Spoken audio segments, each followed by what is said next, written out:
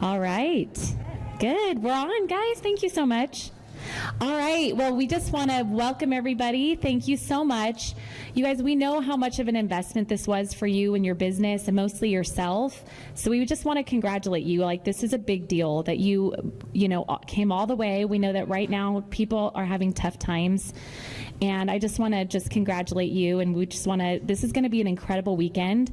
So just be open and prepared to receive what it is that you need to learn, and have grace on yourself. Brian's going to teach us some incredible social media tips today. And I'm not going to take Shauna's tips. So I'm Jenny Crane. Oh, I'm Jenny Crane, guys. So anyway, we're happy that you guys are here. We're going to actually get a really good video because we are going to start with social media right now. But with that being said, I'm going to turn it over to Marilee. Yeah, and honestly, we represent the executive team for the Fab Collab. So minus Becky Taylor, who is almost here. So honestly, guys, we just love you all so much. And it's so fun, can I just say, not seeing your faces on Zoom. Although I love that. But to actually give hugs and be in person is just an amazing experience. So we are in for a treat. We've been talking and hanging with Brian, and oh my goodness, you guys. He has poured so much into this to prepare time for you guys, and I know this is going to be an incredible time. But can anybody say hashtag GLP-1? You guys are, I'm just saying, oh my word, it's going to get crazy, crazy fun. So welcome. We're super excited for you to be here. And I'm Marilee Marasich, by the way. I'm Jamie Williams. Again, it's so nice to see people not in a little box, right? We get to see real faces and hug people. Yes, woo! And even new people. Yes, Betty. Doogle, doogle, doogle. So good. I'll get it right someday. I was not told that I was going to speak, so you get what you get here. So I am so excited for this today. I think this is like the best timing for us to kick something like this off coming into our event tomorrow. Like, raise your hand if you just know your life is going to change tomorrow. If you're ready for that to happen. It's going to happen. Just embrace it. You guys, I know that this is a really exciting time just with the product and being part of something brand new. But with what we have and what we've invested in with Brian, like, be ready to challenge your skill set. Be ready to be more open and vulnerable and visible, and do something that's probably way out of your comfort zone. Are you ready for that? Heck yeah. All right, hold on. But wait. You guys, we're going to do something for social media right now. In counting down from 3, 2, 1, I want you guys to stand up, scream, wave real loud, and say, what should we say, activate? Sure. And then, yes, okay, so you count down. Okay, I'm going to count down 3, 2, 1, and everybody stand up and say, activate! This is going to be social media, and we'll send it out. We can all post it, okay? This is a social media training, right? 3, 2, 1, activate!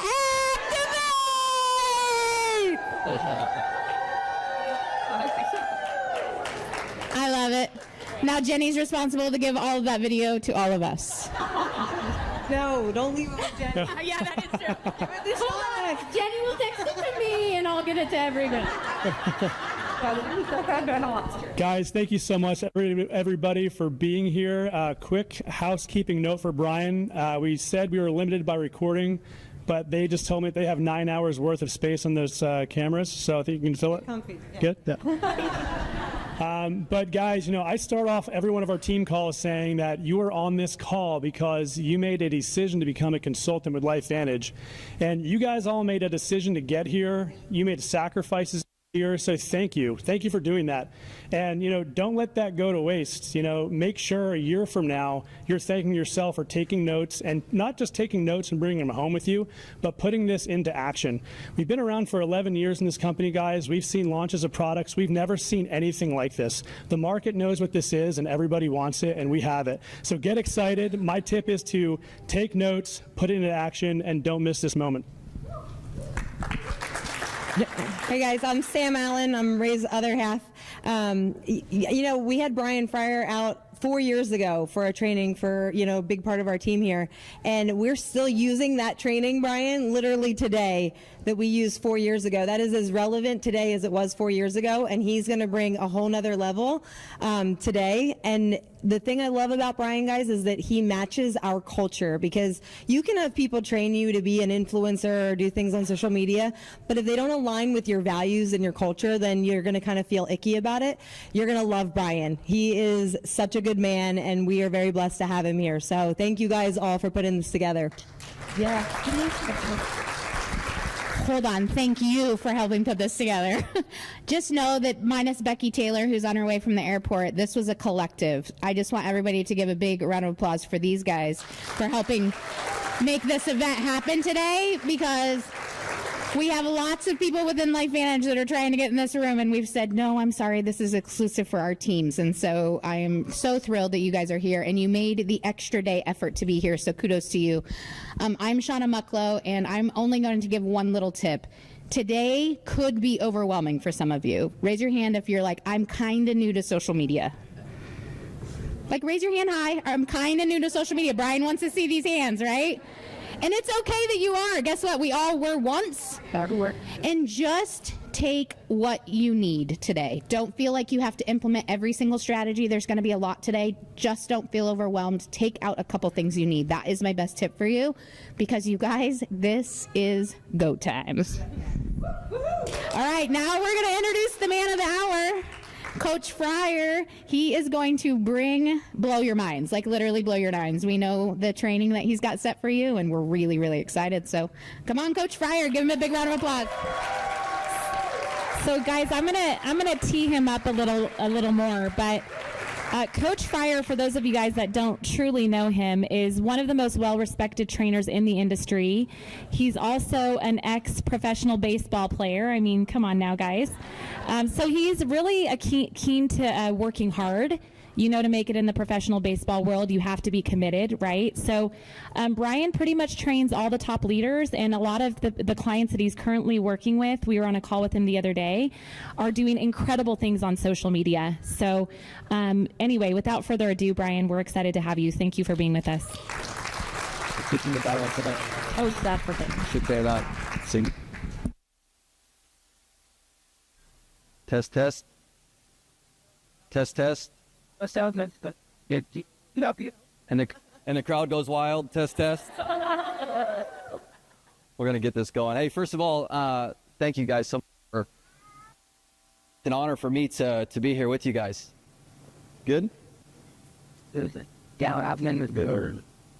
coming through the speakers now? Not yet?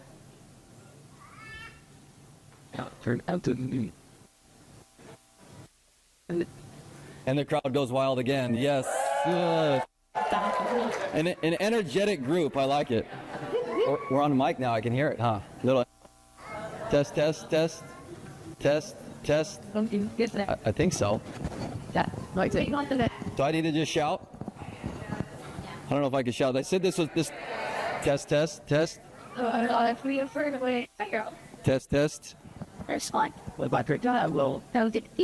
I can do the handheld if that works, guys. You're good.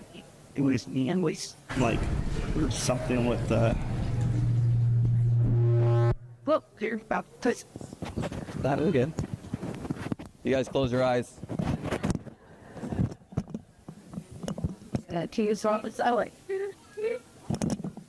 Traded Kate makes it good.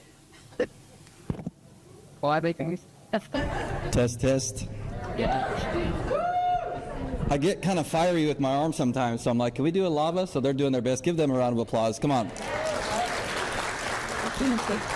We'll rock and roll until we figure that out. But first of all, I just want to say thanks so much again for the opportunity. It really is a privilege for me to be here, to have not just your leaders, but so many people suggesting that I come in and giving me the opportunity to come serve all of you guys. So can you give all of your leaders that set this up a round of applause?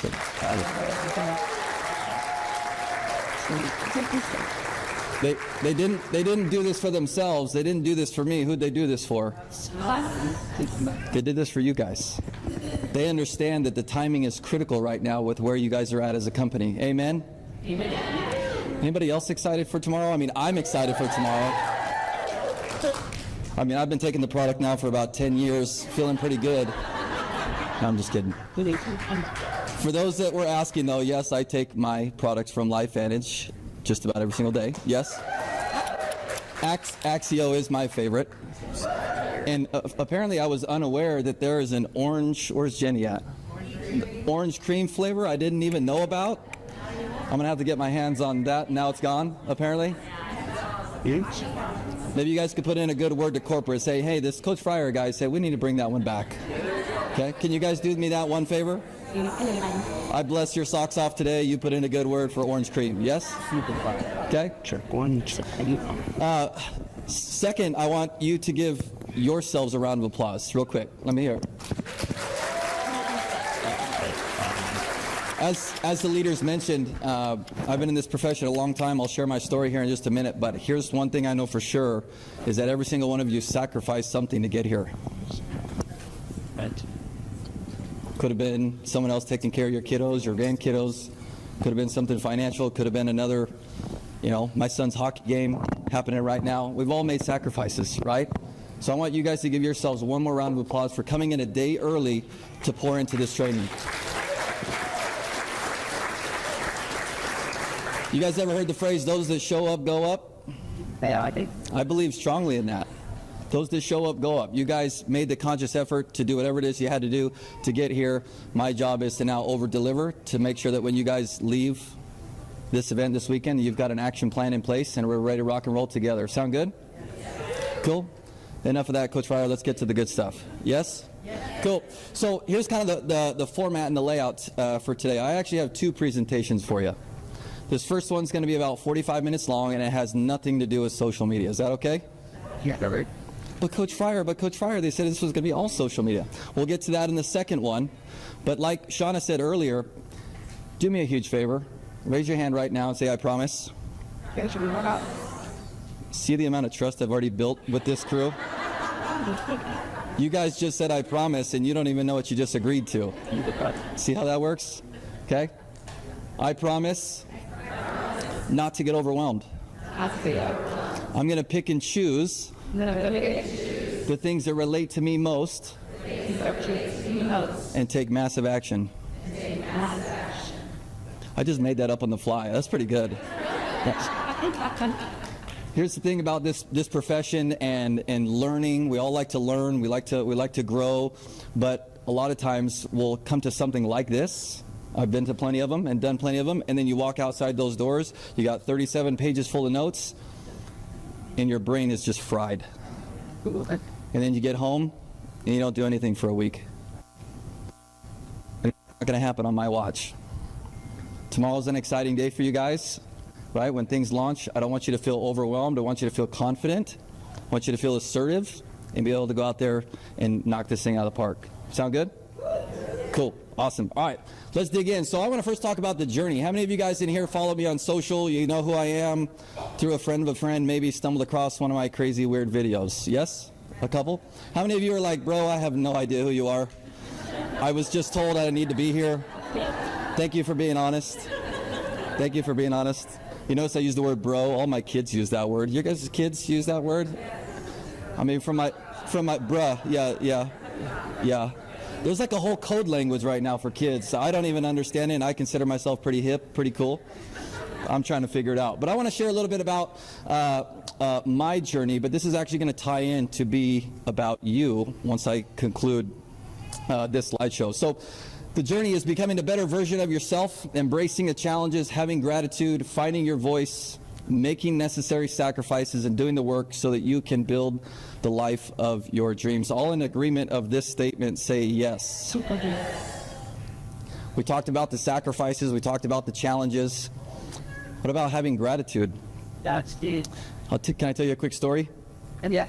So, I thought this whole gratitude stuff was kind of fluffy, kind of weird. Sure, yes, I'm grateful. I get it, right? You're supposed to be grateful in this and grateful in that. But about 2 years ago, I actually started a gratitude journal. Anybody else do gratitude journaling of some sort? I am not the gratitude journal type of dude, right? I don't even like to read a whole lot. But I tell you, I started journaling every single morning and writing 10 things not only I'm grateful for, but the way in which I phrased it has really changed my perspective on life. I want you all to write this down, because this is exactly what I write down.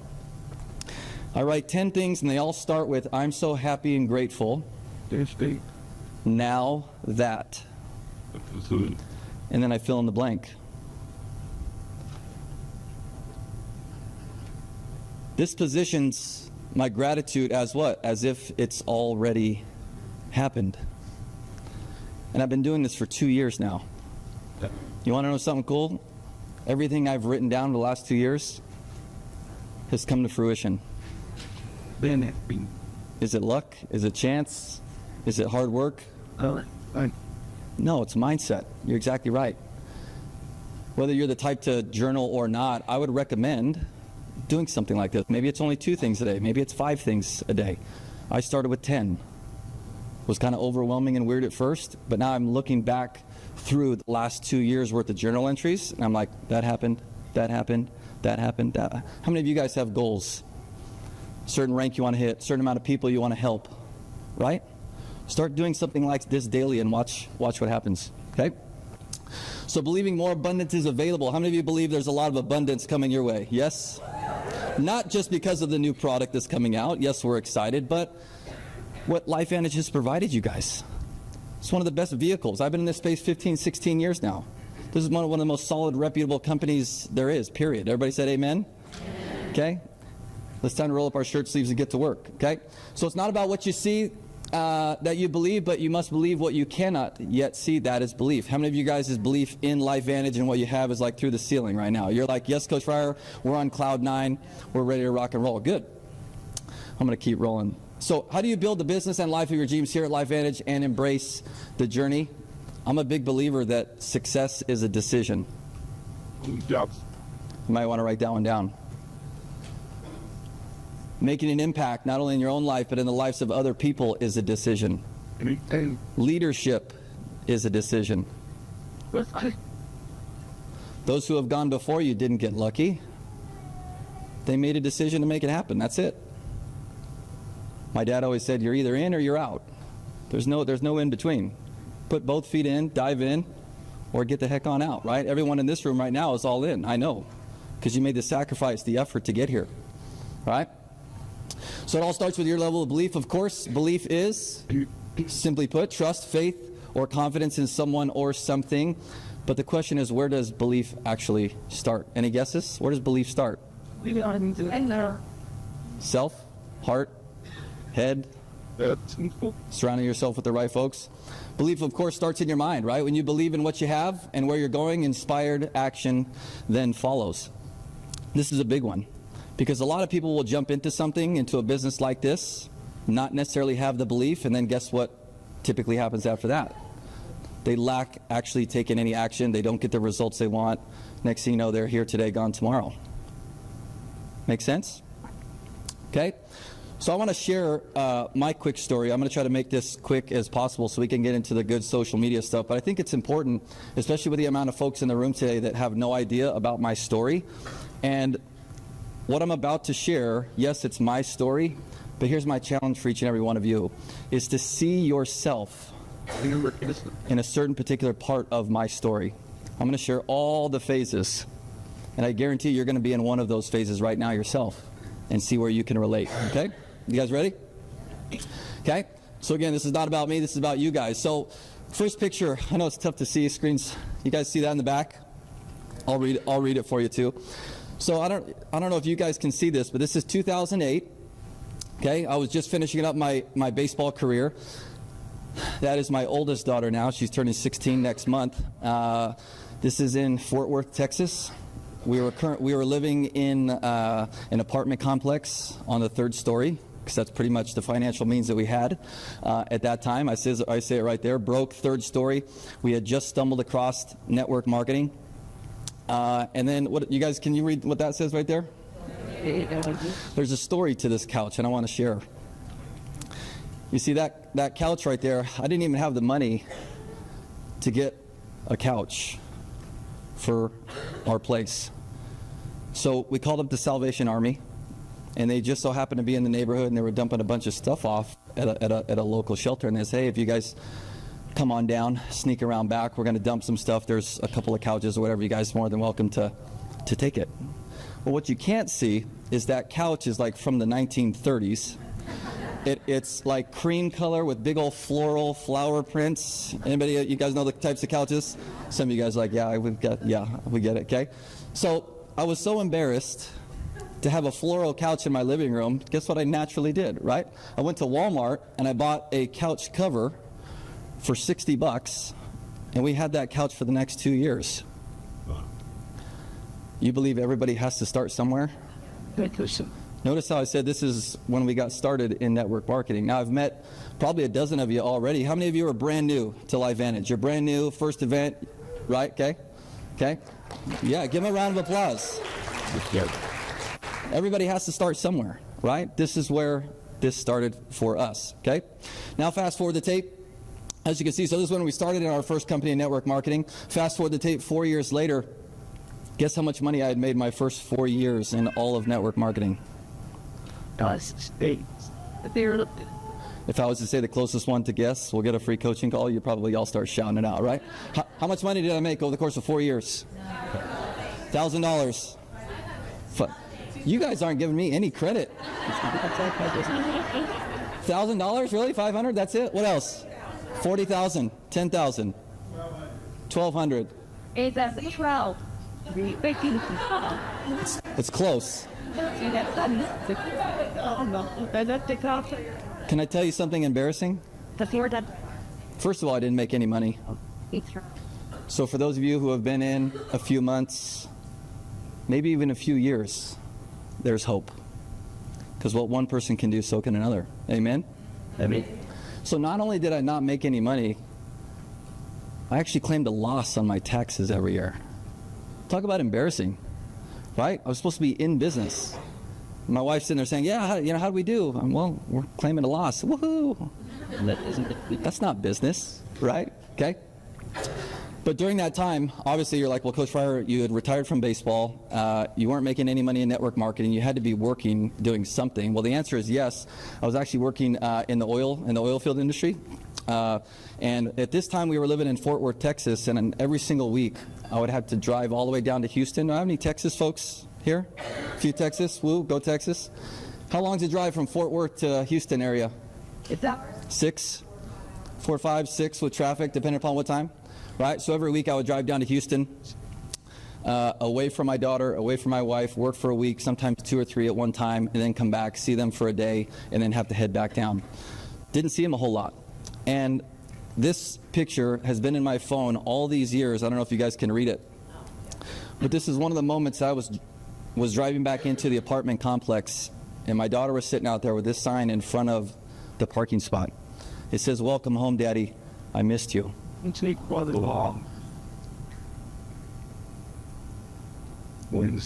don't know why you guys are here. I don't know why you're building your business. But this is why I started. This is why I started to actually take things serious. At some point or another today, hopefully something clicks for you too, that this is not just a hobby. Even if you're only here to make $500 or $1,000 a month, it's fantastic. If you're here to make a little bit more than that, that's great. But please don't waste your time. Take this thing serious. From that moment forward, we did a lot of great things, and I'll share how that went. I don't know if this is actually going to let me play. I don't think it's going to. So here's what I want you to write down in your notes. Okay, this is your first homework assignment. Go to Coach Fryer's YouTube channel. Scroll all the way back through the hundreds of videos to the very first video. This is the very first YouTube video I posted in 2012. And I want you to watch it tonight. How many of you guys are going to watch this video? Get those hands up. Yeah. You can put it on 2x speed. You have to make me one promise. Say, I promise. You promise not to laugh at me.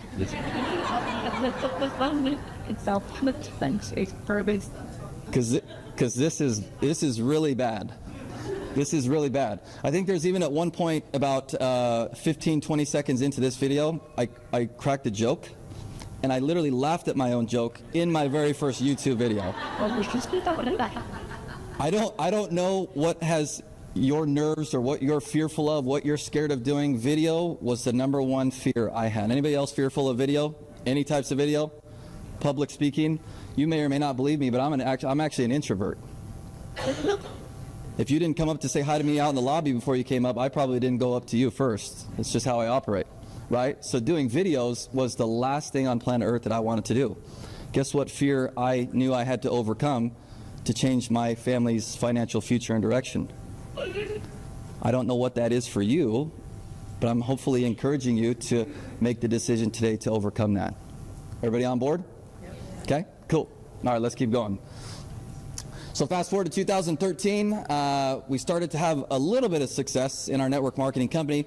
Bought our first house, had our second kid. Yes, woohoo! This was literally in Fort Worth, Texas, right there in 2013. Was struggling growing the business. Like I said, I made zero money my first 4 years, and then this really cool thing called the Facebook. Anybody ever heard of the Facebook? Around the Book of Faces is what do you guys call it? The Facebook? Yeah. That was a joke, by the way. Yes? Okay.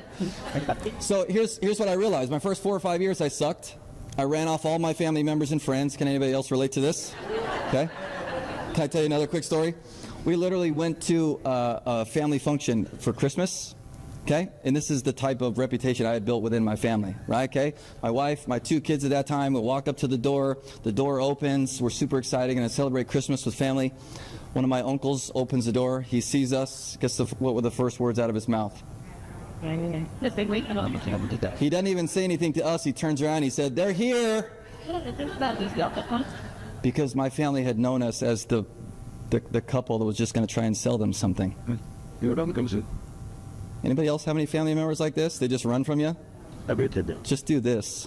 They're holding you back, right? Okay? Another secret, you're not going to get to the level of freedom that you want in this business with family.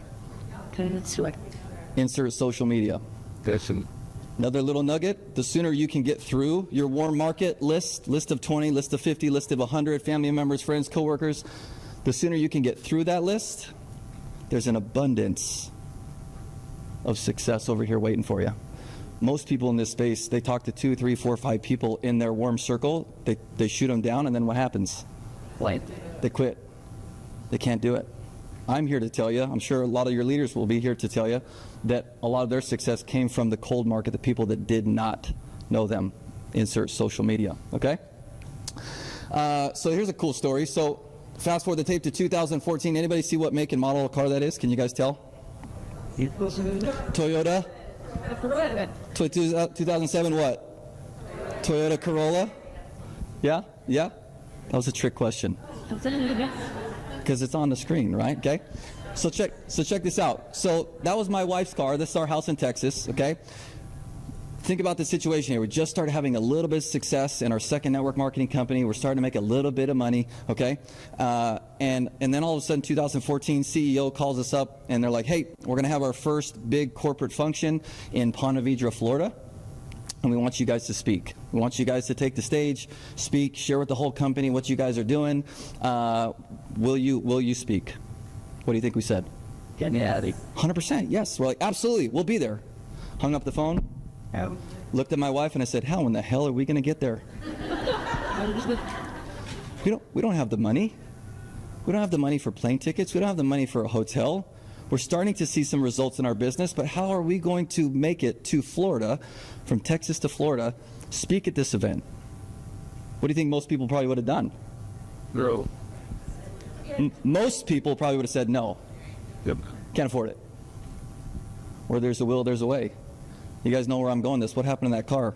People said, We didn't want to. It's like a memento from my wife. This is her very first car. And I looked at her and said, "We're going to sell your car." Yes. Now, this is not advice. I'm not recommending you sell your car just to get to an event. But I like to put things in perspective. This is a pivotal moment in our career. Sold the car. I think it was worth like 13 grand. Some guy said he was going to give me 6,000 cash. I took it and I ran. We ended up driving to that event, not flying, to save a few extra $100. Okay? Fast forward the tape. Here is us at that actual event. Nervous as all get out. Not public speaking savvy. Okay? right? Speaking at the event, lives changed forever. Family, friends thought we had still lost our minds. My mom called me, you guys did what? You sold Danny's car to just go to an event? You guys have lost it, right? Okay.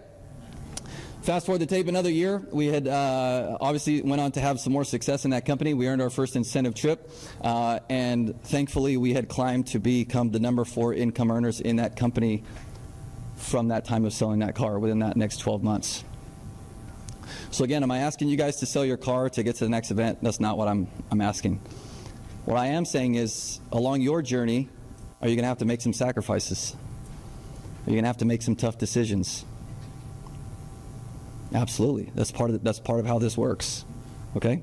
But when I go back to why I was doing it, this was the reason I made those decisions. I don't know what that is for you today. I don't know what that is when you started your journey. But I would encourage you, how many of you guys been in the business a while?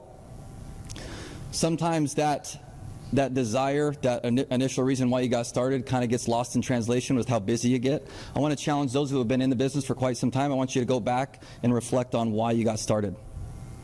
What was that pivotal reason? There's a lot of newer folks in the room today. Raise your hands again. I won't call on you. That's not the type of speaker I am, but I do want you to think about, why did you just say yes? Why did you just say yes to being a part of this company? Why did you say yes to being here at this event? Why did you say yes in getting started? Don't write down no fluff either. I want you to be real. I want you to be honest. I want you to be vulnerable. Why do you think this is so important when it comes to your respected journey? Because you're going to get everything in the kitchen sink thrown at you. Challenges galore. But if you have that thought, that moment written down, like I have this picture here, it's right in the front of my phone. I look at it every day. It's why I get up every single day, fired up, ready to go to work. Okay? Now the bad news. After 8.5, 9 years building 2 different companies, obviously we did fairly well, helped a lot of folks.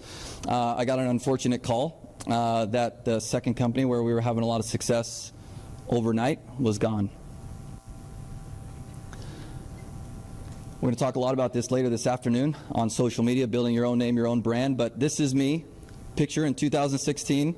It says scrambling. Literally just got the call, had a pit in my stomach thinking about all the extras we had to immediately eliminate. Had limited funds saved, and we were absolutely stressed to the max.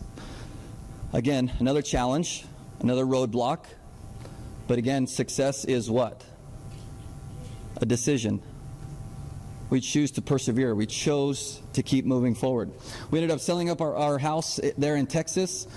We got pregnant with our 3rd kid. There's my son there, and my wife convinced me somehow or another to move to Indiana. So if anybody has any advice for me of how someone can go from living on the beach in California to living in the Midwest, please give me all the advice you got. We've lived there 8 years now, and I'm still trying to figure it out. Right? I'm still trying to figure it out. But it's good. Our kids are rooted. They're having a lot of fun. We started a family tradition. Anybody else have family traditions? I want you guys to write this down in your notes right now. If you don't have a family tradition, I want you to start one. I'm going to talk in a few slides about, again, embracing this journey. You're not just here to work. You're not just here to network. You're not just here to build a business. You're not just here to make money. You're not just here to lose weight and get healthy and do all the things. Right? You're here to embrace all that comes with this.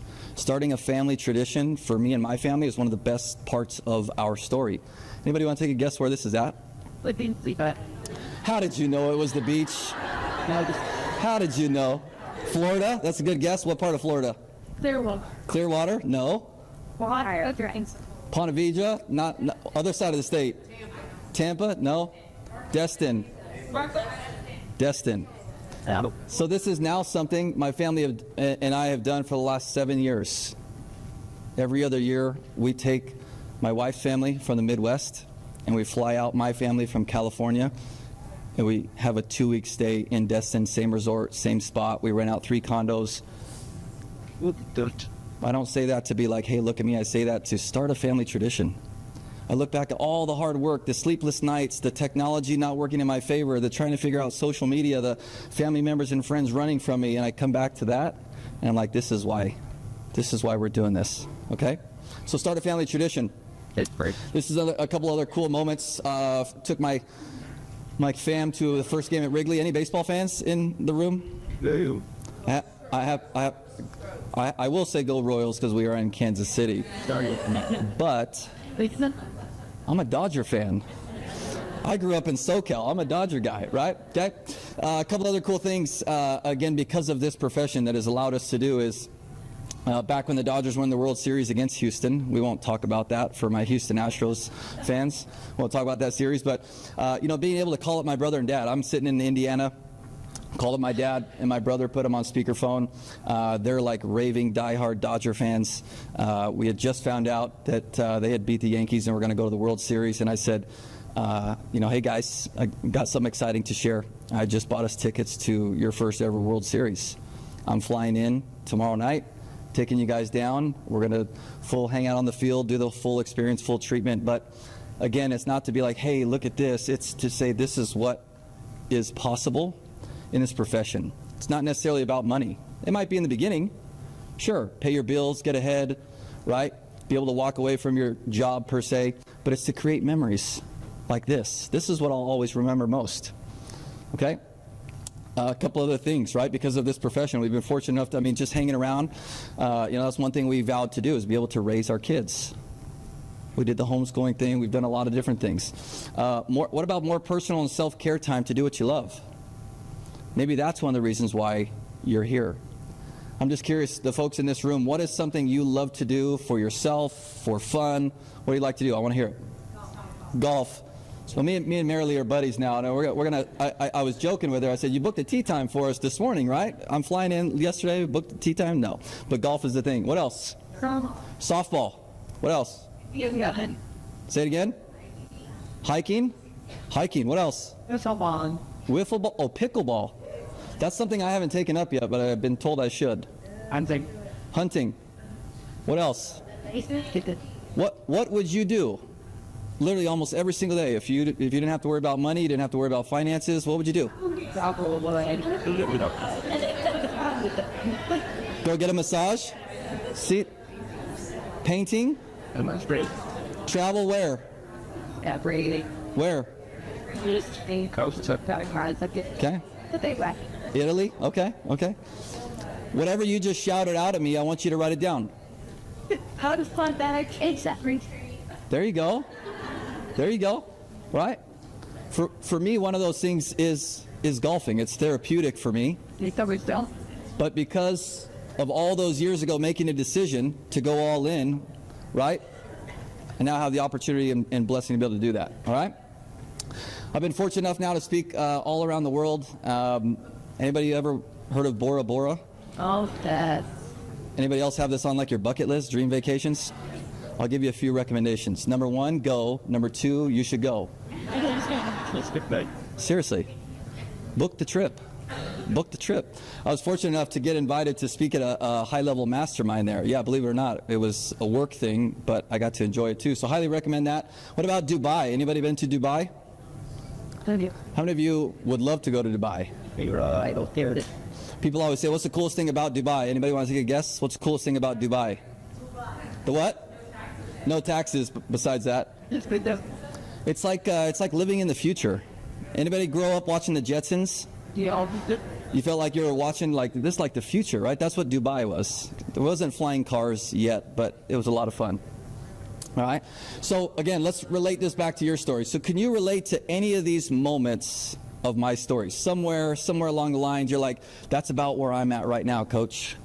I'm right around that space, okay? So I just shared my journey with you, but now let's talk about yours, okay? You don't have to share this with the person next to you, but I want you to start thinking about the end in mind. Why are you here? What do you ultimately want to get out of this? 5, 10, 15, 20 years. What are you doing? Where are you going? Who are you spending your time with? You see, this is the biggest challenge for most, is when you ask them what they ultimately want, they don't know. They get started into the business like this and like, oh, I just want to go help some people. Well, that's cool, but that's not going to drive you to get up every single morning to actually go do it. Amen? Okay? We all have great intentions, but a lot of times we lack the actual activity and action to follow it up. I think this is really important exercise, okay? What is the vision you ultimately have for you and your family? Mine, as you saw that picture of my little girl, I was literally missing weeks and weeks and weeks and weeks and weeks of her life. I said I wanted to be the dad that was present. We were going to have more kids. I wanted to be the dad that could wake my kids up in the morning, drink my coffee, and I can take them to school if I wanted to. I wanted to be the dad that I could go pull them out of school if I wanted to and take them to lunch just because I felt like it. It wasn't necessarily about money, but it was about being able to do those things that I couldn't do before. What does that look like for you? Taking small steps towards your vision. Of course, success isn't one big explosive action, right? The reason why I shared my snapshot with you guys, how many years was that? 12-ish years. Did it happen overnight? What you guys may see today, oh, Coach Fryer, yeah, he's got 60 million followers on Facebook and Instagram, and he's cool, and he's good on camera. No. No, I'm just a humble dude, saw an opportunity like you've seen one, grabbed it by the reins, realized what was important, God, family, business, and got to work. Okay? So taking perfect action, of course, you already have everything you need. Stop overthinking. Where's all my overthinkers? Be honest with me. Let me ask you a trick question, because I'm an overthinker too. What has overthinking got you? All the things that these products are amazing and help with, correct? Yes. Oxidative stress. Oxidative stress, yes. Okay. Yeah, you feel like you're paralyzed, right? So, I mean, I know it's easier said than done, but what is overthinking getting you? Is it moving you closer to whatever it is you just wrote down? Is it keeping you in the same place, maybe even pushing you back this way? Absolutely. Right? So you have to promise me, I promise, Coach, I'm going to stop overthinking as much. Because I don't think we can just get rid of it, right? But we can work on that, right? Okay? This couple last slides here. Find your tribe. Do you guys feel in your hearts you found your tribe here? Yeah. That wasn't very convincing. You guys feel you've now found your tribe here? Yes. Right? Come on, right? Okay. I mean, obviously, I was fortunate enough, Jenny mentioned, 4 years ago before the world went crazy on us, I was fortunate enough to fly out to Phoenix and speak to their team. What do we have, Jenny, at that event? 50, 60? Sam, Ray, what do we have at that event? It's like 30. 30? Yeah, it's about it. So I think we're doing a little bit better, right? We've what, 10x'd? Yeah. Right, okay. Yes, 10x, I love it. But, all that to say, you guys have an incredible group. I've been fortunate enough to help lots of folks within your guys' company over the years. This is one of the most reputable, solid, foundationally principled companies that I've been fortunate enough to be a part of. Now it's time to catch you guys all up to speed with the social media stuff and get you guys more well known. What do you say? Yeah? Cool. So up to this point, you've been acting from a surface level of emotion. How many of you guys would agree with this? You just kind of been going through the motions, not really understanding maybe why you're doing what you're doing. I'm showing up to the calls, Coach Fryer. I'm talking to people, once a month. I'm serious about this business. Some of you guys didn't get that joke. Right? Okay. But hopefully over the last few minutes, I've kind of pulled something out of you. That you're actually starting to realize, you know what? This is why I'm building this business. This is why, no matter what challenge is thrown at me, in the coming days, in the coming months, coming years, I'm going to continue to wake up every single day and be excited about what I'm doing. Why do you think I'm still here after 15, 16, 17 years later? This isn't work to me. I love what I do. I want to help you guys all get to that point too, okay? So, last slide, LifeVantage has created an incredible proven vehicle for you guys to succeed. All in agreement, say yes? Yes, okay. You've got the keys, but now you guys have to what? You got to get in the dang car and start this thing up. And I like to drive fast. Do you like to drive fast, Shauna? I like to drive fast. You guys want to know what my kids always tell their friends? My dad's a NASCAR driver. Right? Okay. This is really important. I would suggest you take a picture of this. It says, nobody remembers the person who quit. Only those who persevere through all the trials, choose to overcome all obstacles, and inspires those who are to come next. This is not to be like mean to those who maybe have quit your business, but let's be honest. If someone quit your business a year ago, 2 years ago, you probably don't remember much, right? Okay? Now that you've been mentally and emotionally prepared, let's dig into the how. Anybody else ready for some social media stuff? Ready to rock and roll? Okay.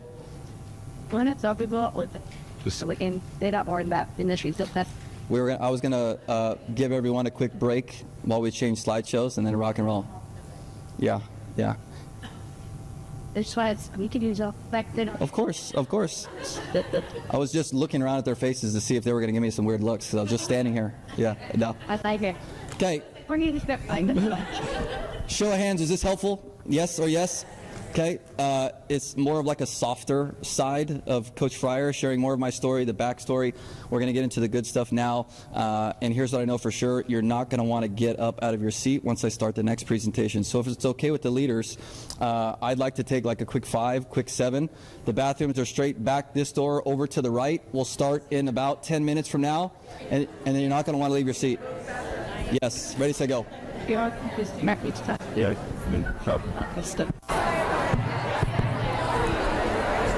About 60 seconds. 60 seconds. We'll get started.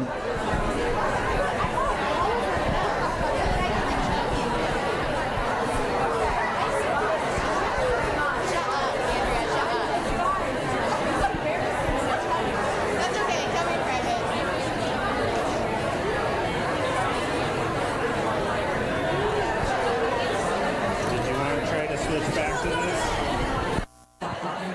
Check 1, 2, check 1, 2. So I'm going to adjust the volume. And then once again, these are a lot more touchy. So try not to walk right in front of the speaker. That's when you'll get the feedback.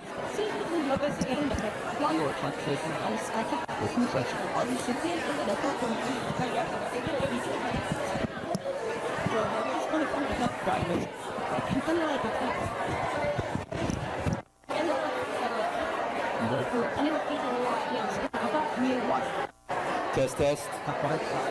Test, test. It's like when I turn a certain way, I'll mess up.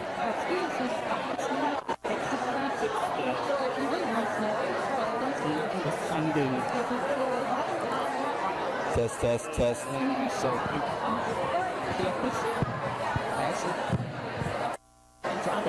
Test, test. I can hear it.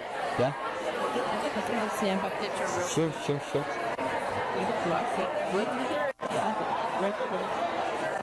Thank you. You're welcome.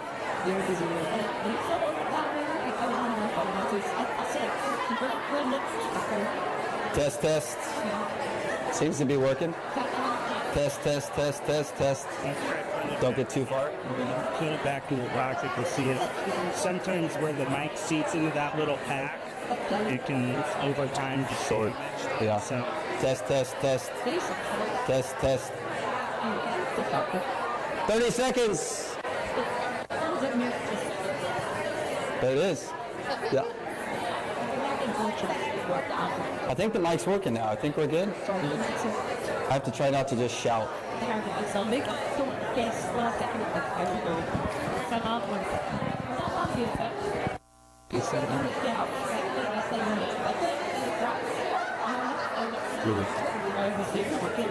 Everybody good? We got some stragglers out there.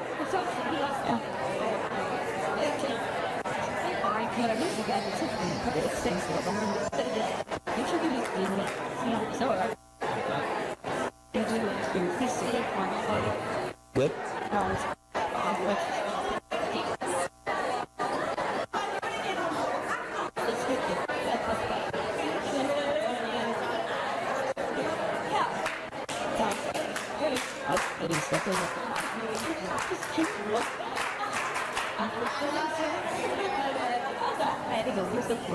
Works every time.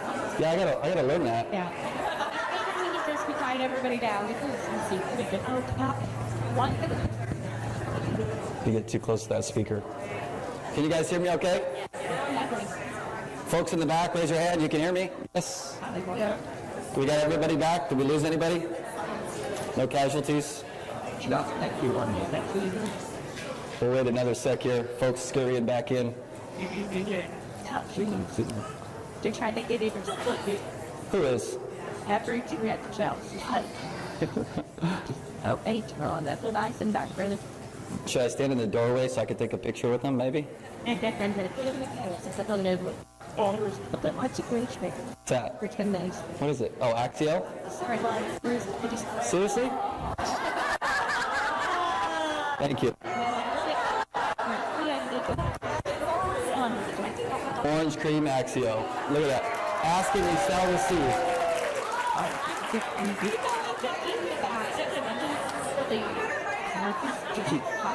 You guys thought I was cracking jokes and excited before? Wait till I down this guy, right? Brian, I'm going to auction that off because I thought people would pay good money for that. What if I pour it in there, take a drink, and then auction that off?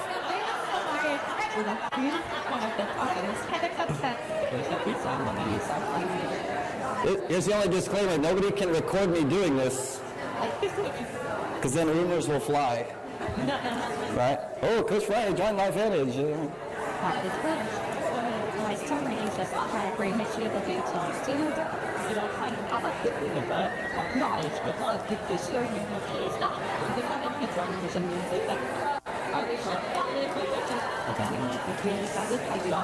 right, we good? Everybody ready to party? Say party on 3. 1, 2, 3.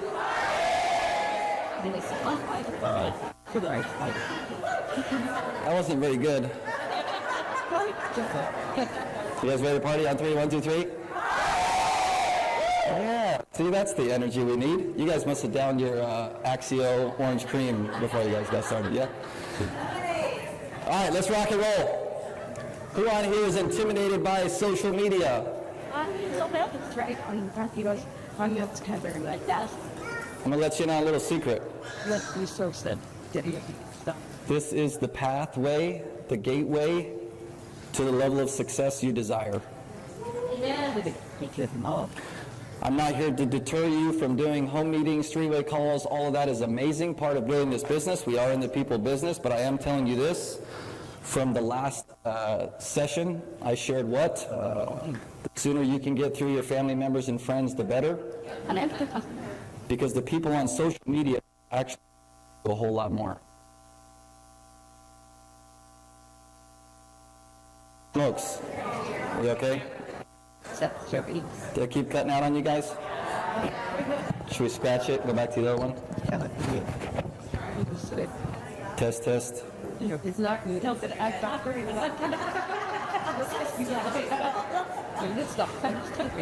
Okay, we'll go for another couple minutes here. If it cuts out, just let me know. We'll get to the other mic. All right? So the title of this next slideshow is Social Media Simplified to Crush Your Life Vantage Business. Who wants to make social media simple again? That's what I'm here for, right? To help you. Because for most of the people in this room, social media is overwhelming. It's time consuming. I'm going to talk about a lot of these things in this presentation. I'm going to share with you all different kinds of ways to grow your level of influence, grow your social media following, generate more leads, more sales, all of that today. But again, please, please, please promise me, raise your right hand, I promise not to get overwhelmed. What you're going to take today is a lot of great notes. But I'm not going to expect you to go home after this weekend and implement all of this. Everybody said, thank you, Coach Fryer. Towards the end of this, if you guys are okay with it, we'll do a little Q&A maybe and help you guys kind of clarify where you should be focused, because every single one of you, right? Some of you like Facebook, some of you like Instagram, some of you guys like TikTok, some of you guys are like, heck to the no, am I ever doing live videos, Coach Fryer? Give me something else. We're going to have to figure that out, okay? Anybody else ready to have some fun? Okay, so let me get to the actual story. I gave you bits and pieces earlier, but for those that can see that picture, can you do me a huge favor and tell me who you think runs my household?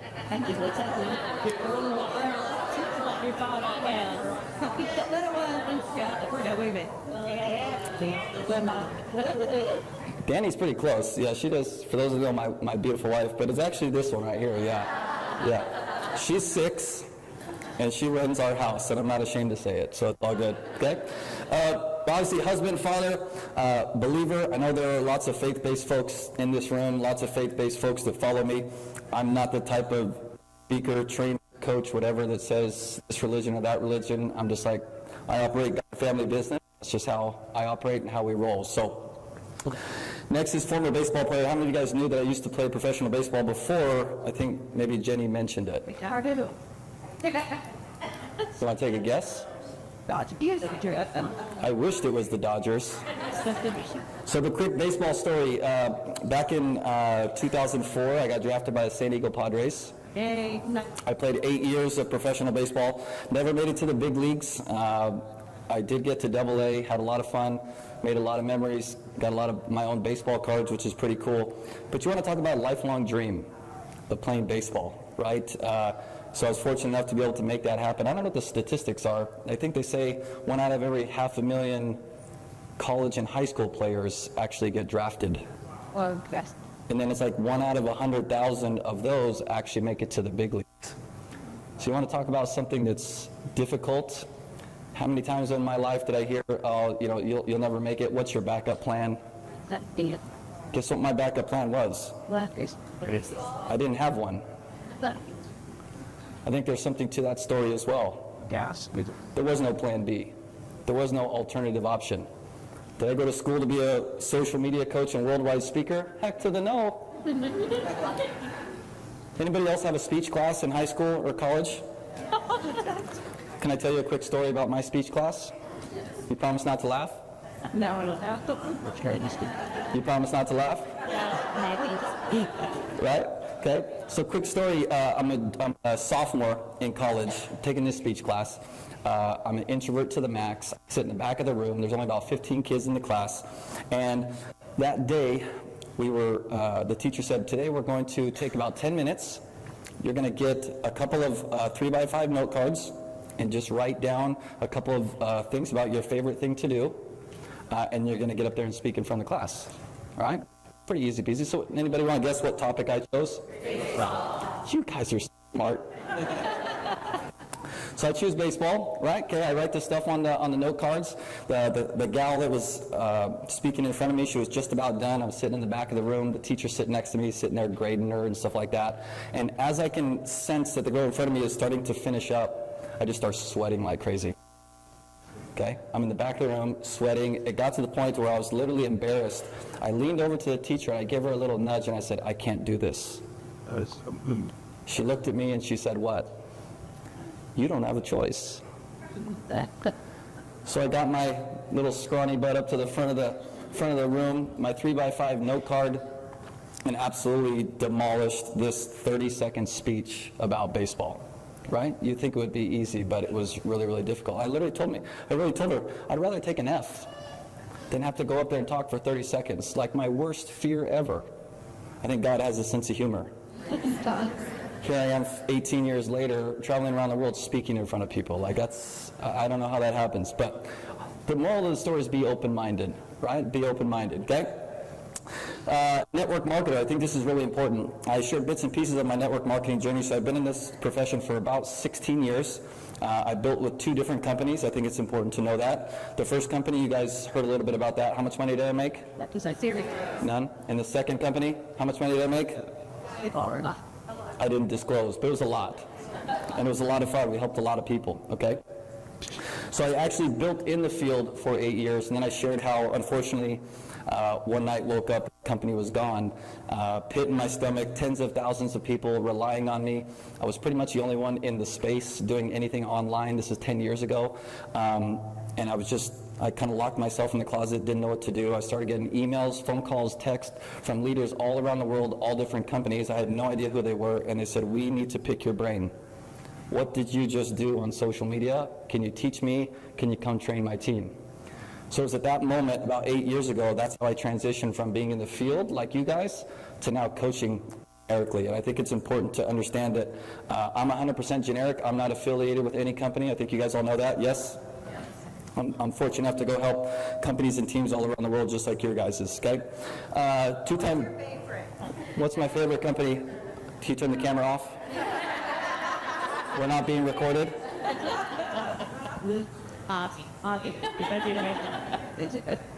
Can I come back to that one? Yep.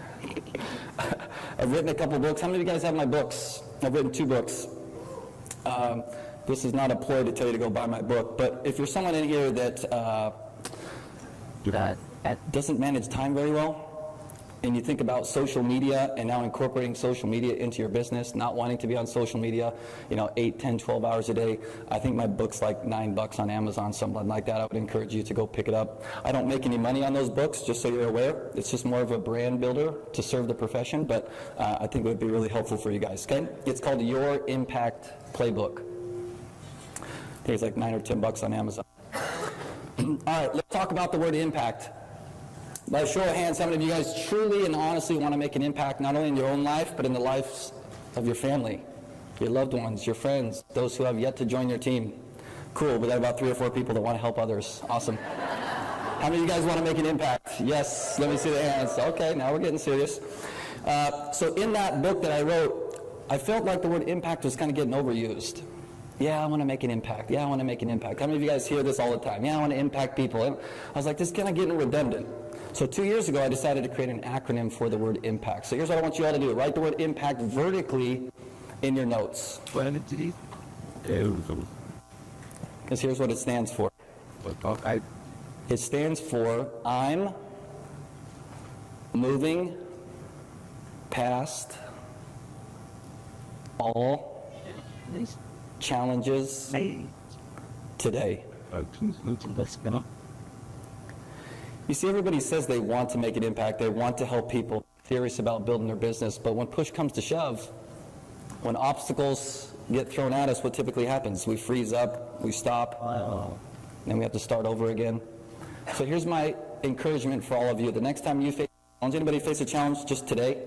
Personal, business, right? Within the last week? If you're not raising your hand, you're lying to me. Because I faced about 100 challenges just this morning, and one of those was what freaking shoes I was going to wear to this event. I had to call my wife and say, which one should I wear? See? Right? Okay? Right? You have to decide. You just have to decide. You have to decide. This is what you teach, Coach Fryer. You just taught us that in the last session. Success is a decision. And success is also wearing white shoes. That's what I learned. Yes. Okay? But it stands for I'm moving past all challenges today, so here's my encouragement for you. The next time you face a challenge, personal, spiritual, health, financial, I want you to think of the word impact. Because what? Because in that moment you have a what? A choice.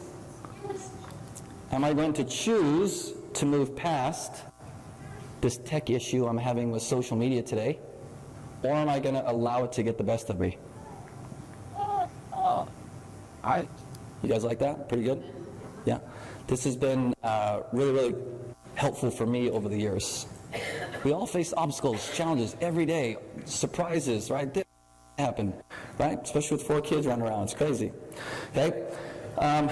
So before we can go out and get results on social media, we have to embrace the right mindset, okay? Without it, you're never going to break through your next challenge. A lot of people on social media in our amazing profession today, they just think that, hey, I'm just going to go post, pray, check my bank account in the morning. Right? And then they feel defeated, okay? But here's the typical feelings when it comes to social media. I want to see a show of hands. How many of you guys, when it comes to social media, you feel overwhelmed? Show of hands. Okay, put them down. What about frustrated at times? I'm raising my hand too, yep. Confused, like what am I even supposed to be doing, Coach Fryer? Yes. Exhausting. Okay. Time consuming? Yeah. Hello, watching one reel and then it's 3 hours later and like, what the heck did I just do? All of you who are laughing right now are the guilty ones. Right? Yes. What about some folks in this room feeling like social media is not worth it because of the time and the energy you put in and maybe haven't gotten the results? Okay? What else would you guys add to this list? I'm just curious. Anything else come to mind, or did I pretty much cover all of them? Fear of what people are going to think. Fear of what other people are going to think. Can I let you in on a little secret about fear? Before I let you in the secret, how many of you guys have a similar fear? Let's be honest. Fear of what other people are going to think about me. Here's the good news. Comparing yours to someone else who's maybe been doing that longer. Comparing your journey to maybe someone else in the company or in the profession that's had more success, absolutely. Let's talk about the fear of what other people think, though. All right, here's what one of my mentors once taught me. He said, guess what? That's one of the biggest challenges for most is fear of what others think. Okay, here's what he told me. He said, they already have an opinion about you, whether you do this or you don't do this. They already have an opinion about you, whether you're posting on social media or whether you're not posting on social media. So what do you think you should do? Post on social media and smile. That's what I always say, right? They don't like it, they can. Yep. Amen? Speaking from experience, when I first started on social media, I was really worried about what other people were going to think. People I went to high school with, people I played baseball with. Right? But the sooner I got over, I don't give a rat's what they think about me. Guess what started to happen? Right? You guys are going to do the same. Okay? But all of those feelings are what? Just like what we talked about. They're a choice. You're choosing to be overwhelmed. You're allowing yourself to be frustrated. Okay? So here's a couple of my favorite phrases. A lot of folks, when they come to me, they're like, well, Coach Fryer, I have to do this, or I need to do this. That's coming from a place of desperation. All right, that's what we're asking. I want you to place the I need to or I have to with the I get to. This has changed my perspective. Do I have to be here? Yeah. I don't have to be here. I didn't have to leave my family. I didn't have to get on a flight. But I have the mindset of, no, I get to go help more people. My wife understands. My kids understand. Right? Okay? Another way to say is I'm grateful to be able to. Can you write the word need in your notes real quick for me? Need. Write the word need in your notes, and then do me a huge favor and put a big X through it. This is one you need to remove from your vocabulary. You must remove from your vocabulary. Need comes from a place of desperation. I need to go post on social media. I need to reach out to 2 people today. I need to go invite 2 more people to the Zoom tonight. I need. No. I get to. I'm privileged to be able to reach out and connect to 2 people and invite them. Different shift in mindset. Agree? Okay? Different perspective. So how many of you, just in this little time we've been together, how many of you are already noticing a slight shift, whether it's maybe the gratitude journal stuff, maybe it's getting rid of the word need, right, versus I get to? Show of hands, how many of you guys are starting to feel, even if it's just 1 or 2 steps, shifting towards thinking differently? Okay? This is what you're going to need to do and be open-minded to get to the next level. Because where you're currently at right now is not going to get you where you want to be. Agree? You need to expand the way you think, expand the way things are done. All right? So last thing before we get into the good stuff is no matter what you're doing up to this point, Coach Fryer is not here to deter you from what's already working. Say thank you. Okay? If you're doing something in your business right now and it's working, you can just put earplugs in. You don't have to listen to me. But the last thing I want you to do is if something's working for you, specifically in your business, within your team, whatever it is, please do not change it. I promise. Okay? But be open-minded to what I'm going to share with you so that you can grow upon what you're doing now. Sound good? Okay? So the 2 biggest trends that are going to pay the biggest rewards in this profession when it comes to social media are the 2 C's. I call them contribution and connection. Show of hands, how many of you are consistent when it comes to posting on social media? Good. How many of you are consistent with connecting with new people? Not as many hands. Okay. We'll get there. So when it comes to social media, why is creating content so important? Well, content is the simplest and fastest way to grow your personal brand, your name, aka building more trust with all the people who do not yet know you, to help you get to the next level. As far as connecting, okay, connection with others should be your number 1 priority each day.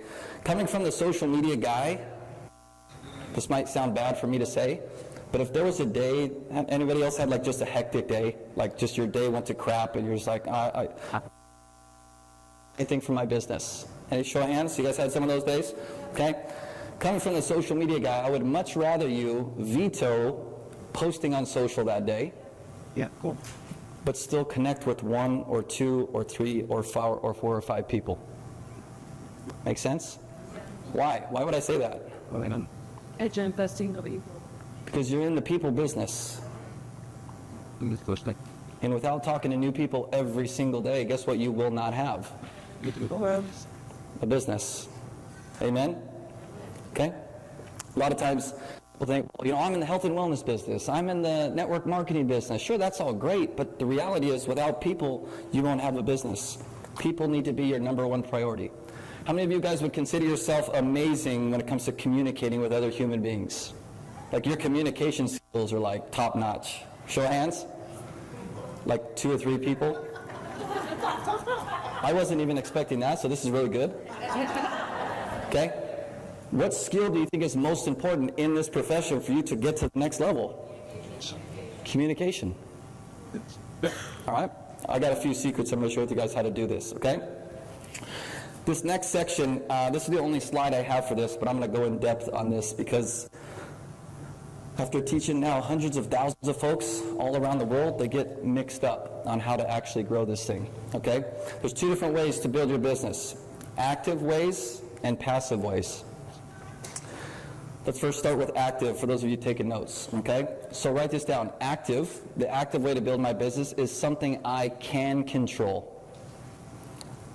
So, Active things are the things that I can control in my business. If I was to ask you guys right now, what are some of those things that you can control to see that your business grows? What are some of those day-to-day activities that you can control? like, assistance, With what? posting, Okay? Conversations with people. What else? Birthday messages. Messages, yep. What else can you do actively? Follow-ups. Yeah, so I classify basically 3 different things. I call them reach-outs. Reach-outs are simple 2 to 3 minute conversations. I just want to reach out, connect with you. I have zero intent to talk about my product or business. I just want to work on my communication skills, ask you a few questions. How's your day? How's your week? How's the fam? How's the kids? Hey, I just saw you just added me as a friend on Facebook. Just thought I want to reach out and connect. Can you do that with 5 people a day? How long do you think that would take? What's your says that in it, but If that, 10 minutes? This is the number one priority. fair enough. This is an active way to build your communication skills. This is an active way to become a better communicator. And ultimately, that's what you're getting paid for, correct?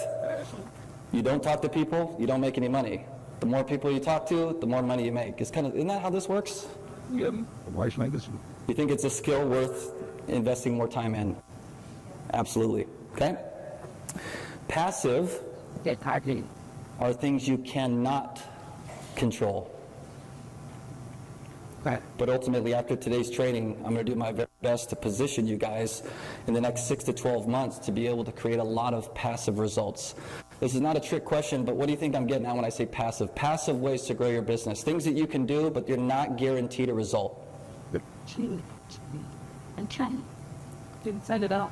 Posting on social media, making a curiosity post. If you make a curiosity post today, are you guaranteed to get a prospect, a lead, a new customer? Undeterred. No.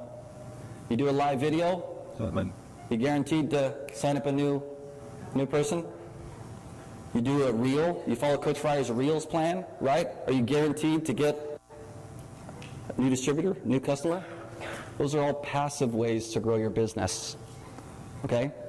A lot of people nowadays are posting and praying, not getting the results they want, but here's the good news. The more you improve your skills of creating content, doing reels, curiosity posts, you can start to create predictable results. so, hey, So for the new folks, where's all the new folks? Raise your hand.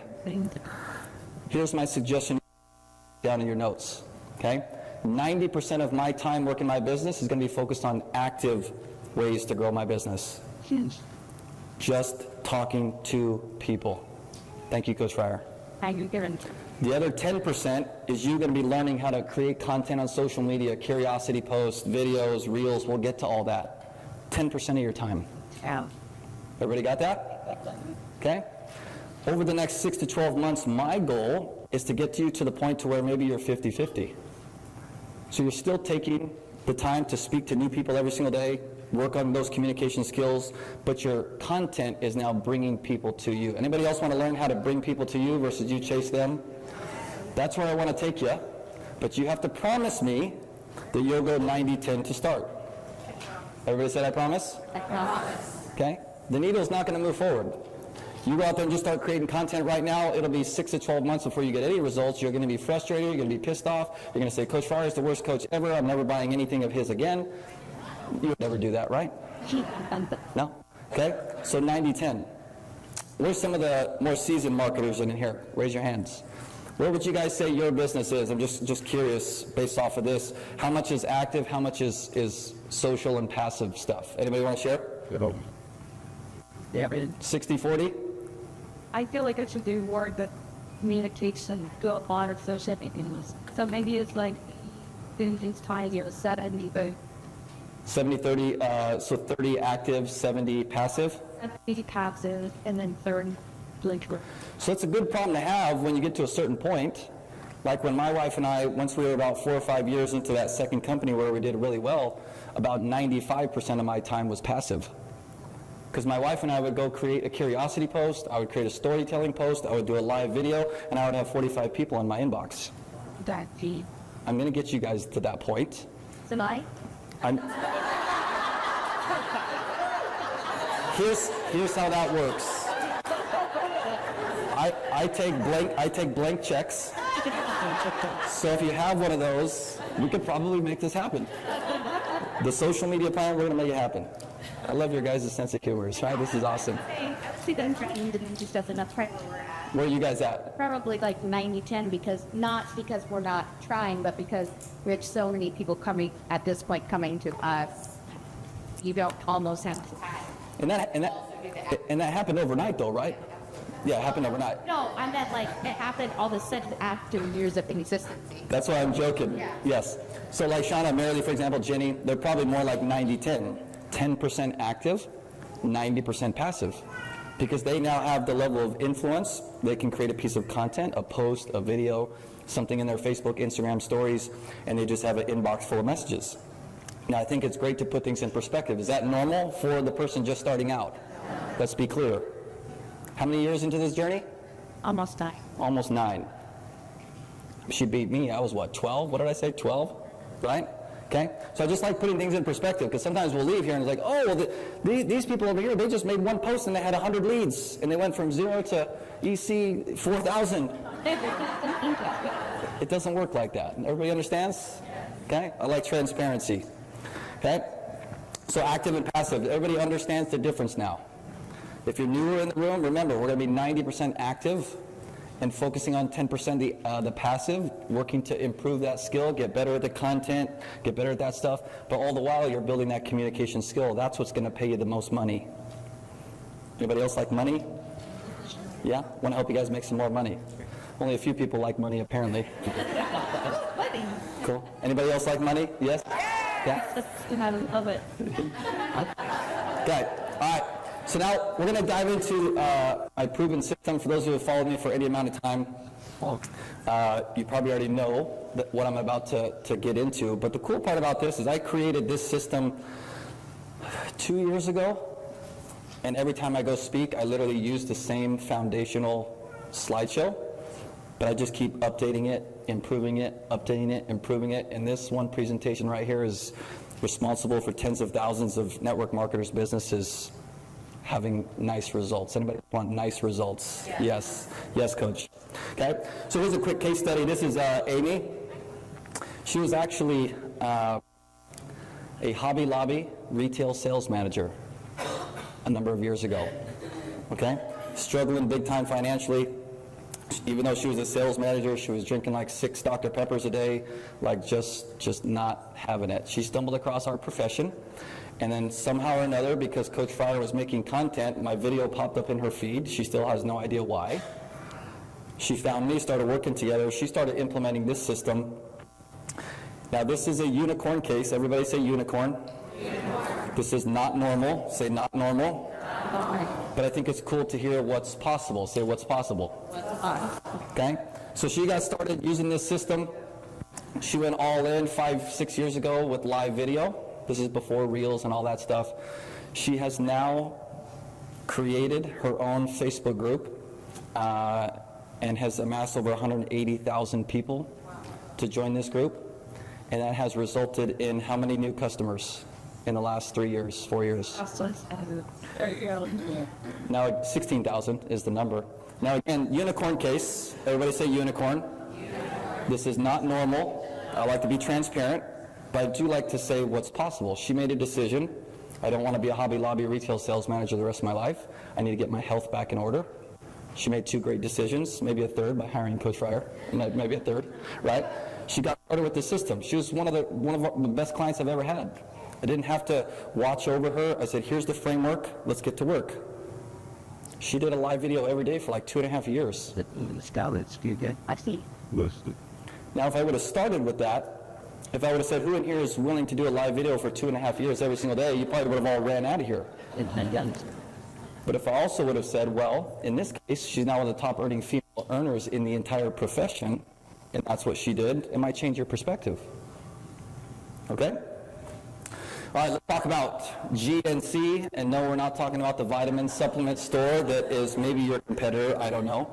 But GNC is the formula I'm going to share with you guys today. It stands for growth, nurture, and conversion. Where's the show of hands of all the people who've been winging it on social media up to this point? This is your chance to raise your hand and for me to pick on you. No, I'm just kidding. I'm not going to pick on you. Everybody else has social media down. You're not winging it. You've got a plan and all that stuff. Yeah? No? All right. So let's talk about growth. I'm a big believer of being intentional. Say intentional. I want to share a quick tip that's helped me over the years. Anybody want to take a guess how many times the average person opens up Facebook or Instagram every day? Take a guess. 5 times? 15? 20? 50? 50? 35? Going once? Going twice? 20? The answer is 68. Doesn't that make you sick? Like I want to throw up in my mouth, like 60, like, right? And we know, maybe not all 68 times, but several of those, they're watching one video and then they're watching another one and then it's 35 minutes later. Just in general. 68 times per day, the average user opens up Facebook or Instagram. Being that we're a room full of entrepreneurial-minded people, and time is money, yes? Do you think that that's something you should be doing, open it up 68 times a day without intent? So here's something I started to do, and I'm just going to encourage you guys to adopt the same philosophy. I'm probably embarrassed to say this, but I probably open up those apps probably 30 to 40 times a day. But I ask myself one question before I do. I say, Brian, what is your intent as you open Facebook right now? What is your intent with opening up Instagram right now? And if I don't have an immediate answer, guess what I do not do? I don't open it. You see, we're building a business. We don't have time to mess around. Many of you, we've got kids, we've got other things to do in our life. We don't have time to just waste. How many of you guys are going to adopt this and start asking yourself the same question? You'll be surprised at how many times you're like, nope, I'm not getting on. Right? But now, you'll ask yourself that question and say, yeah, I'm going to reach out to 5 people right now, do my 5 reach outs and connect with new people. I'm going to open up Facebook right now. I'm going to open up Messenger because I've got 4 people on my list I need to follow up with about GLP-1. Intentional. You know what you're going to end up finding out? You're going to spend way less time on social media, but what's going to happen to your results? It has to, right? It has to. We're more intentional. We're more focused. We're more intentional. Absolutely. Okay? So let's talk about growth strategy. So I feel that no matter which platform, where's all my Facebookers? Facebook, that's your jam? Where you at? Hands down, Instagrammers, where you at? A couple influencers in the house. Where's all my TikTokers? Hey. Couple of TikTokers. Cool. A lot of the stuff, my TikTokers, I don't have like TikTok specific stuff today, but when I talk about real form video and live video, that all applies to TikTok as well, so just keep that in mind, all right? Okay. But I feel that no matter which platform you're on, Facebook, Instagram, or TikTok, you need a plan and a strategy for growth. How are you going to get in front of new people? How are you going to increase your visibility? How are you going to reach more folks, create more awareness, drive more traffic, friends, followers? Because if nobody's seeing your content, you're kind of like on your own island. So having a growth plan or strategy is critical to your level of success on social, okay? The number one struggle most network marketers and social sellers have, though, is exhausting their warm market, like we talked about. And social media, I believe, is your ticket to freedom and reaching new people, okay? So here are my top growth strategies for Facebook to start. Facebook groups, of course, Reels. How many of you are doing Reels right now? Raise your hand. A couple of you? Guess how many of you are going to be doing Reels when we finish this event this weekend? Every single one of you, and when I share a few things, you're going to understand why. Okay? So Facebook groups, Reels, just generic posts, Messenger, and interviews. Now what I want to do next is actually dissect every one of these to make it crystal clear. So growth strategy number one. Remember, as I go through these, this will not be part of your growth plan. Okay? Thank you, Coach Fryer. Thank you. Okay? So growth strategy number one, I'll write public posts for my Facebook fam. You guys know the colored background? You guys see those colored background posts in your feed? Here's a little nugget at this current time. Reels are the best performing, of course, but the second highest pushed piece of content that Facebook puts out in front of new people are using their colored background post. Yeah. Okay? I'm going to share some examples here in just a moment. But here's what I would recommend, is 2 of those types of posts every single week. But you found that doesn't mean screenshotting somebody else? Correct. This doesn't mean make a colored background post in something like Canva or screenshotting someone else's post. If you guys open up your Facebook app right now and it says what's on your mind, and then you tap on that, there's a bunch of little colored boxes that pop up. You use their colored options, not some third-party picture that's on a colored background. Okay? Can I ask a tech question? Sure. When I do that purple box or whatever it's called, it only allows me so many words. If it gets longer, then I won't do it. Correct, and that's part of the challenge, but also one of the benefiting factors too, right? Because you're only allowed 83 characters on a colored background post, so it's forcing you to do what? Be precise with your words, right? But also leveraging what they've given us. Now, what should I be putting on these, Coach Fryer? Here's a couple of examples. I know there's 2 there that don't have those, but let me get out of your guys' way. So I like leveraging these myself. I still, to this day, I use 2 of these every single week. Go look at my Facebook profile right now. You're going to see probably 2 or 3 of these types of posts every single week. Why do you think this is important? Consistency, sure. But think of it as a piece of content, right? That I know Facebook not only allows, but will push out to more people if the content is good. Okay? Can you do more than 2? A week?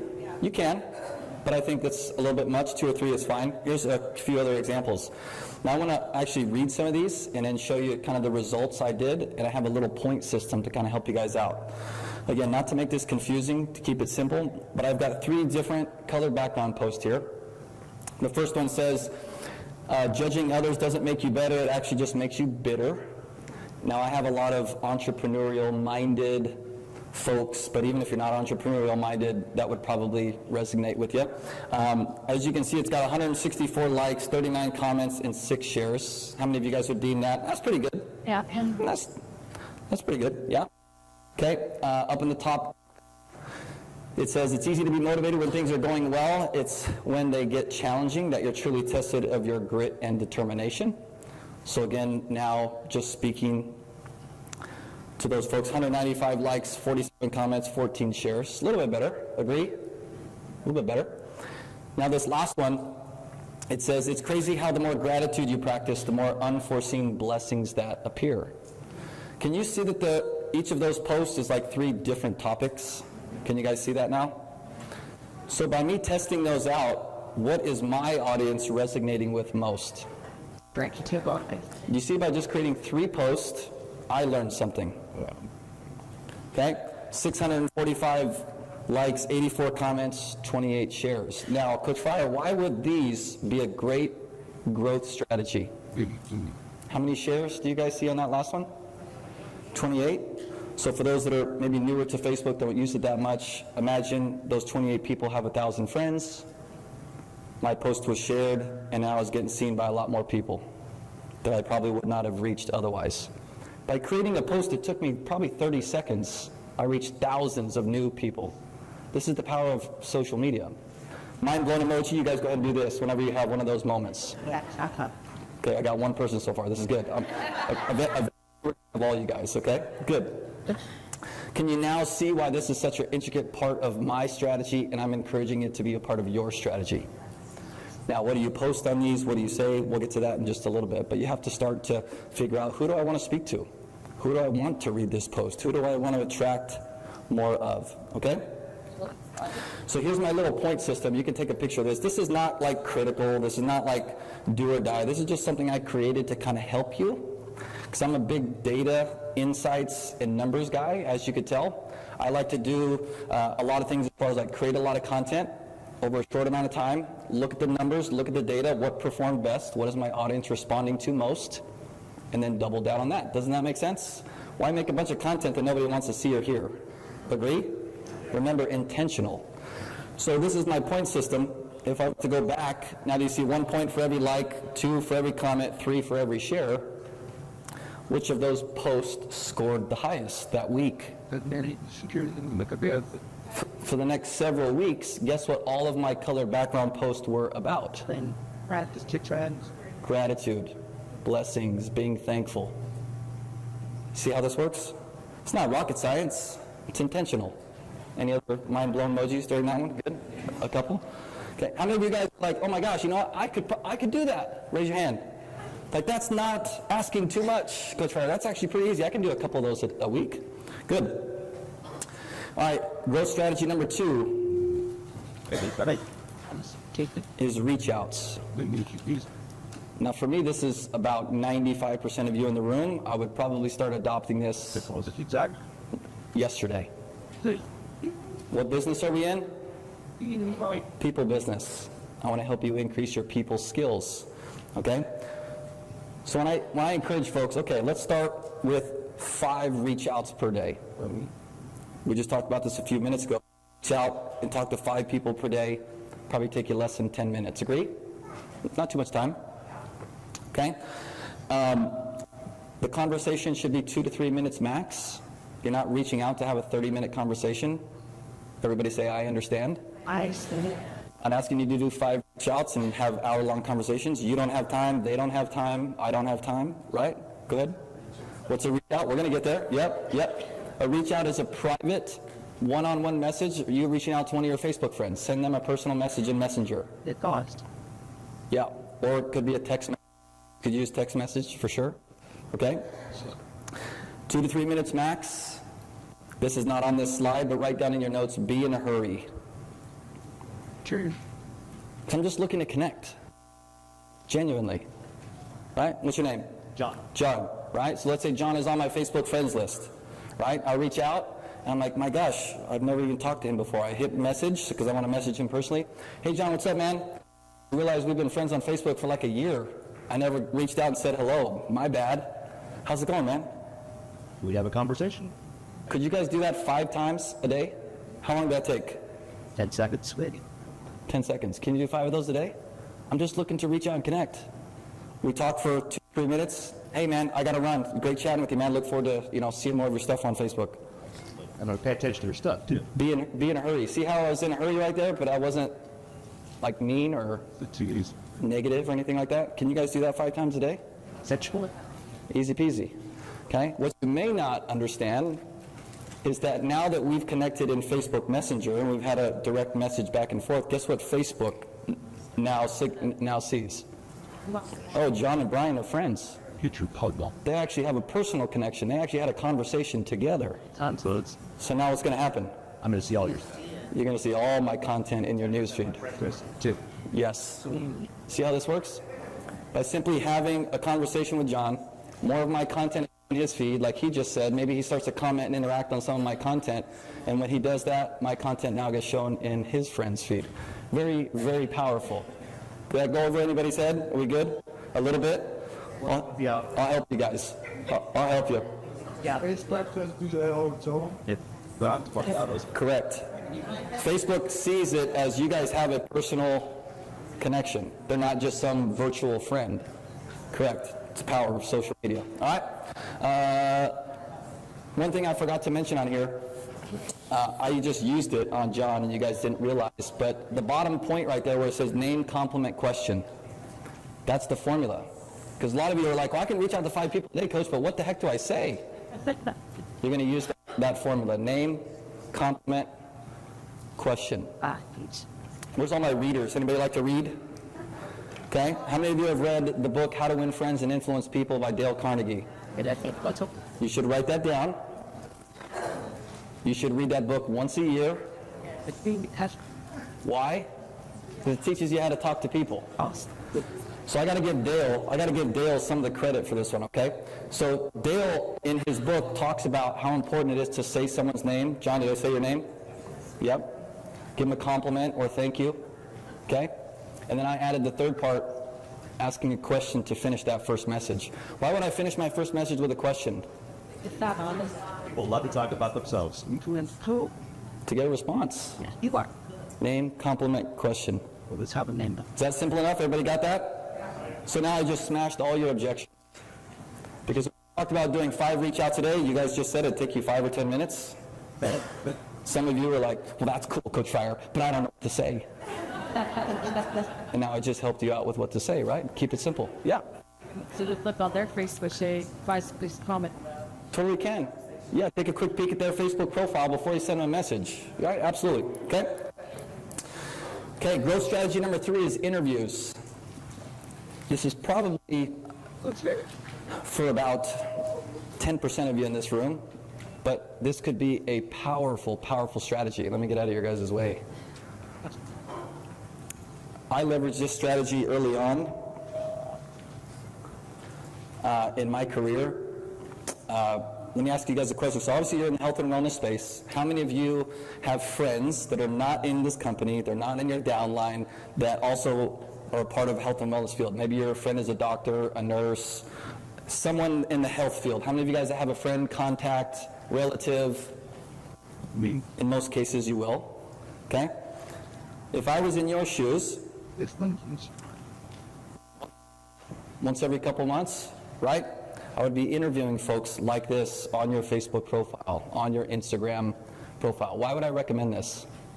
People not in your company, people not in your team, but people within the same space.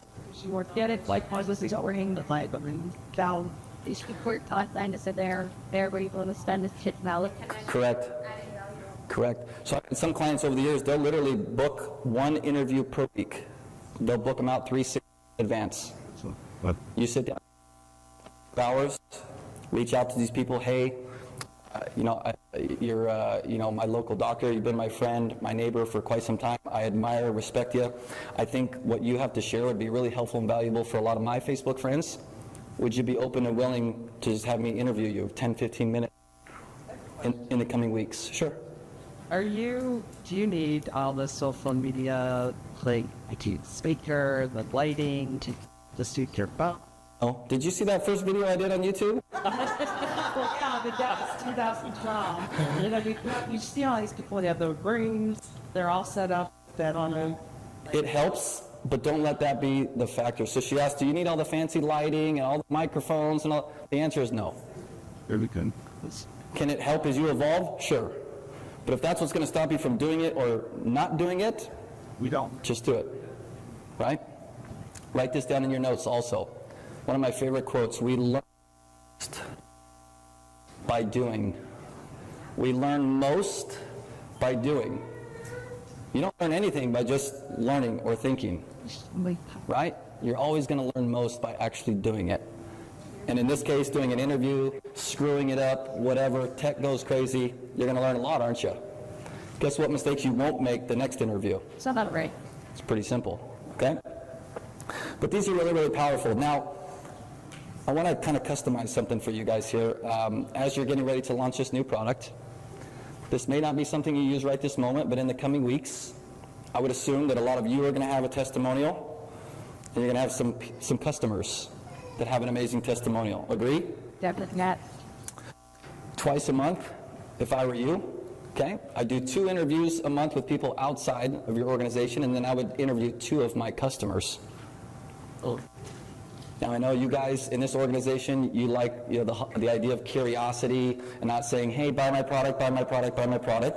There's a strategic way you can do this, okay? I'll help you guys more out. We'll talk about this after. But I would recommend, as your testimonials come in, ask them, hey, your story's amazing. It's been 4 weeks, 6 weeks, 8 weeks. Would you be open to coming on a live video with me just so I can share your story? It's going to help a lot of people. How long do you do? So interviews, I typically suggest 15 to 17 minutes. If you think that that's a long time and you only do it for 10 minutes to start, that's fine. Okay? But these are really, really powerful. Okay? All right. Yes? Sure. Today's deviation. What type of tunas they have appropriate, like people watch and everything, if it's all live and Interview, yes. exception to the keep it short, right? Correct, yes. Interviews, 10 to 15 minutes, still a sweet spot, even though the attention span of people today is like -3 seconds. Isn't that what they published last week? -3 seconds attention span? Yes. No, but interviews are powerful, right? Because think about it. You're going to interview one of your customers. Think about your 1,000 Facebook friends you have. Are all 1,000 Facebook friends going to be able to relate to that story with that person? Of course not. But there is a percentage who will. So for me, it's not necessarily about time. Oh, I got to do 20 minutes or 15 minutes. It's more so about the story. Yeah. We did this with several of my team members to share with me live, Yeah. and it was what? Less than 10 minutes all of that, right? Yeah. It's less than 20 minutes. They got like time. Leaves. Did you guys hear Shauna? Like, So just using herself as an example, she had some of her team interview her on Facebook, share her story, transformation, and generated they got a time. tons of leads on their wait list. Okay? Good stuff. You may be one of the like tech-wise that you do this. Like if you're Enemy, someone that thought they're mixing. Sure. I'll cover this individually. We'll cover it later. Yeah. Yeah. All right, let's talk about growth strategy number 4. Let's see. Show of hands right now. How many of you guys are in way too many Facebook groups? If you're not raising your hand, again, you're probably lying to me. Right? And what's the over-under that you're actually hanging out in those groups? Probably a 0% chance, right?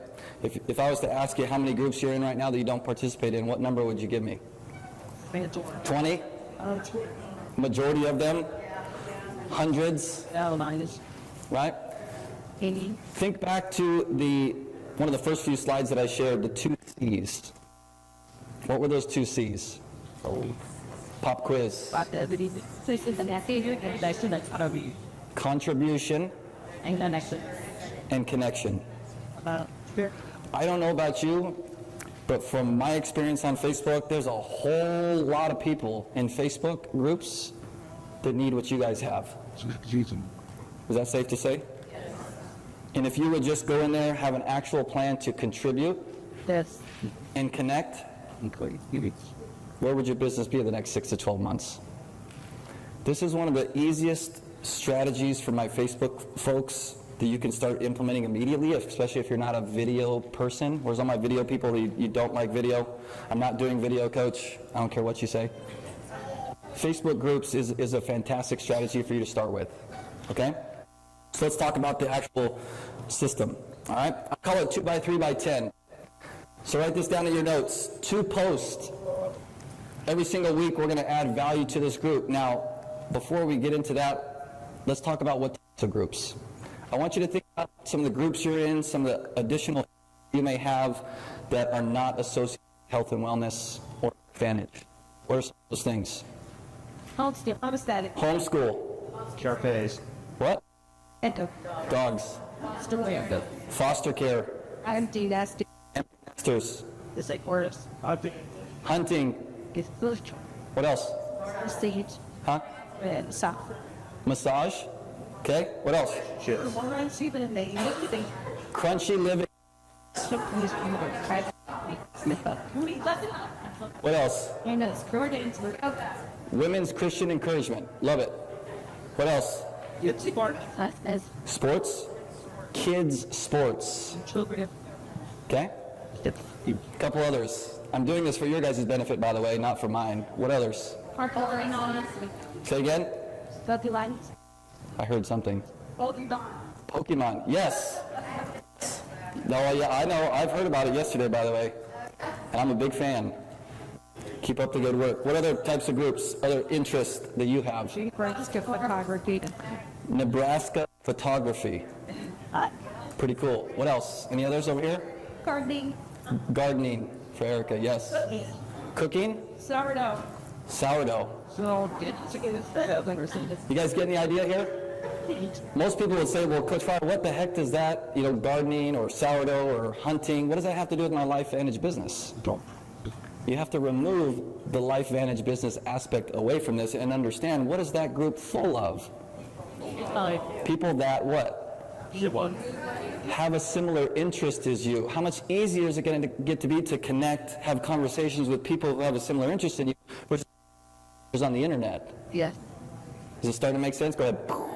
Go ahead. Go ahead. Everybody. 1, 2, 3. So instead of just posting on your profile and praying someone comes into your business, Coach Fryer is saying, why don't you take the active approach? Take one of an interest that you have. You go start contributing and connecting with people that actually have something in common with you. How much easier is it going to be to talk to them? Does this all making sense? Yeah. This is like gangster ninja stuff. You guys understand? Most of you guys have just saw Facebook groups as place where you just go and join and then turn off the notifications. And I'm sitting here saying, look at, what's in that group? Money, money. Yeah, so you guys know the song. There was a question. Yeah. You can. Here's just start with just one. I'm going to teach you the formula to do next, but start with just one, please. Because if you start this with 3, 4, or 5 groups, what are you going to become? Right? Coach doesn't want you to be overwhelmed. All right, so now you know what type of group you're going to join, or maybe you're already in there, but now you're going to actually start contributing. So here's the plan. You're going to make 2 posts in that group per week. I'm literally going to walk you through this. Ready? Every Tuesday, yes, Tuesday. I suggest Tuesdays for a reason. Every Tuesday, you're going to create a value-driven piece of content to contribute to the group. No, you don't have to be an expert. Someone said hunting back here, I think, earlier. Let's say you just started hunting, and you're like, well, Coach Fryer, I don't really know much about hunting. How can I provide value to other people? Well, there is this really cool site called Google. You could probably learn something, right? Got a few buddies who you probably learn something really fast, okay? So every Tuesday, we're going to share something of value that's going to benefit who? The other members of the group. You don't have to be an expert. You just have to be willing to share. Everybody got that? Okay? Then every Thursday, you're going to use one of those little colored background posts in the group, and you're going to ask a generic question. Where's your favorite place to hunt? Right? What topsoil do you use for your garden? Why would I ask a question first? Why would I ask a question? Engagement. Trick question. Why would I ask a question on a Thursday?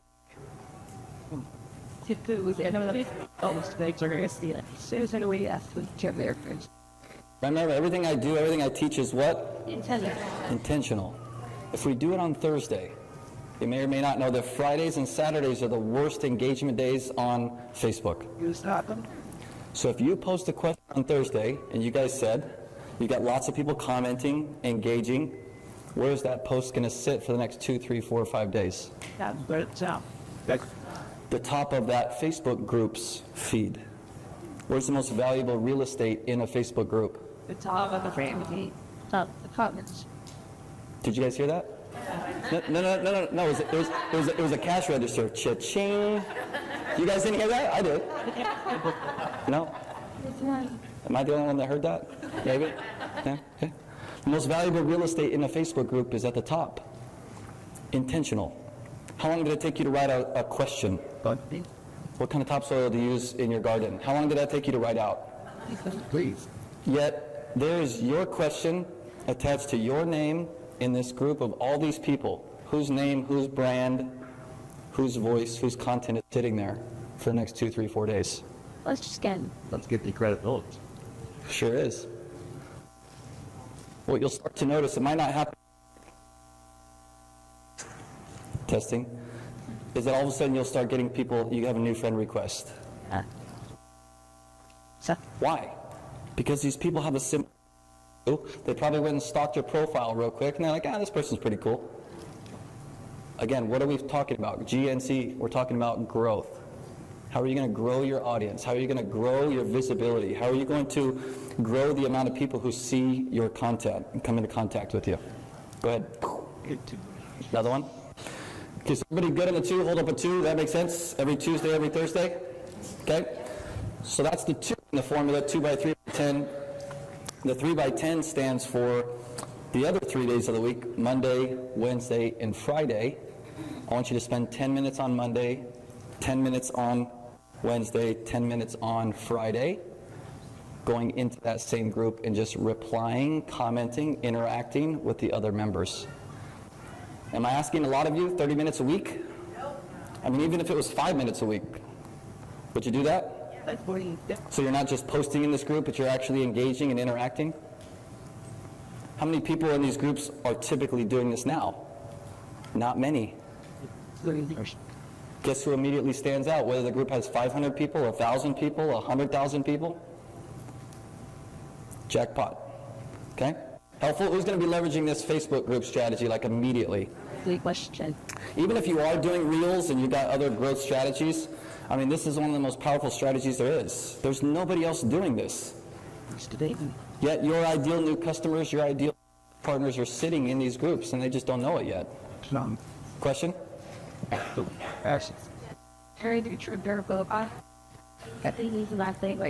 Great question. So she asked, do I ever recommend sharing a post that maybe you made on your Facebook profile to the group? The simple answer is yes, if it's a value-driven post or video and you do it on Tuesday. I mean, you could do the video on your profile on Sunday and then on Tuesday just share that value-driven video. But you have to be careful with groups, as we know. In your video or your post, you can't sell nothing, you can't talk about GLP-1 and life, you can't talk about any of that stuff. This is 100% generic, or the Facebook group admins will kick you on out. Sarah, from a top-wording standpoint, it's a you lose anything by sharing it from your personal page as opposed to actually making that post directly into the... No benefit. Yeah. I prefer creating something organic, but if once in a while you want to share something, yeah, it's fine. All right, come on. Yeah, you just went to sleep that so. Here we go. We'll go back one. Oh, we broke it. Think about it. All right, well, that's it, I guess.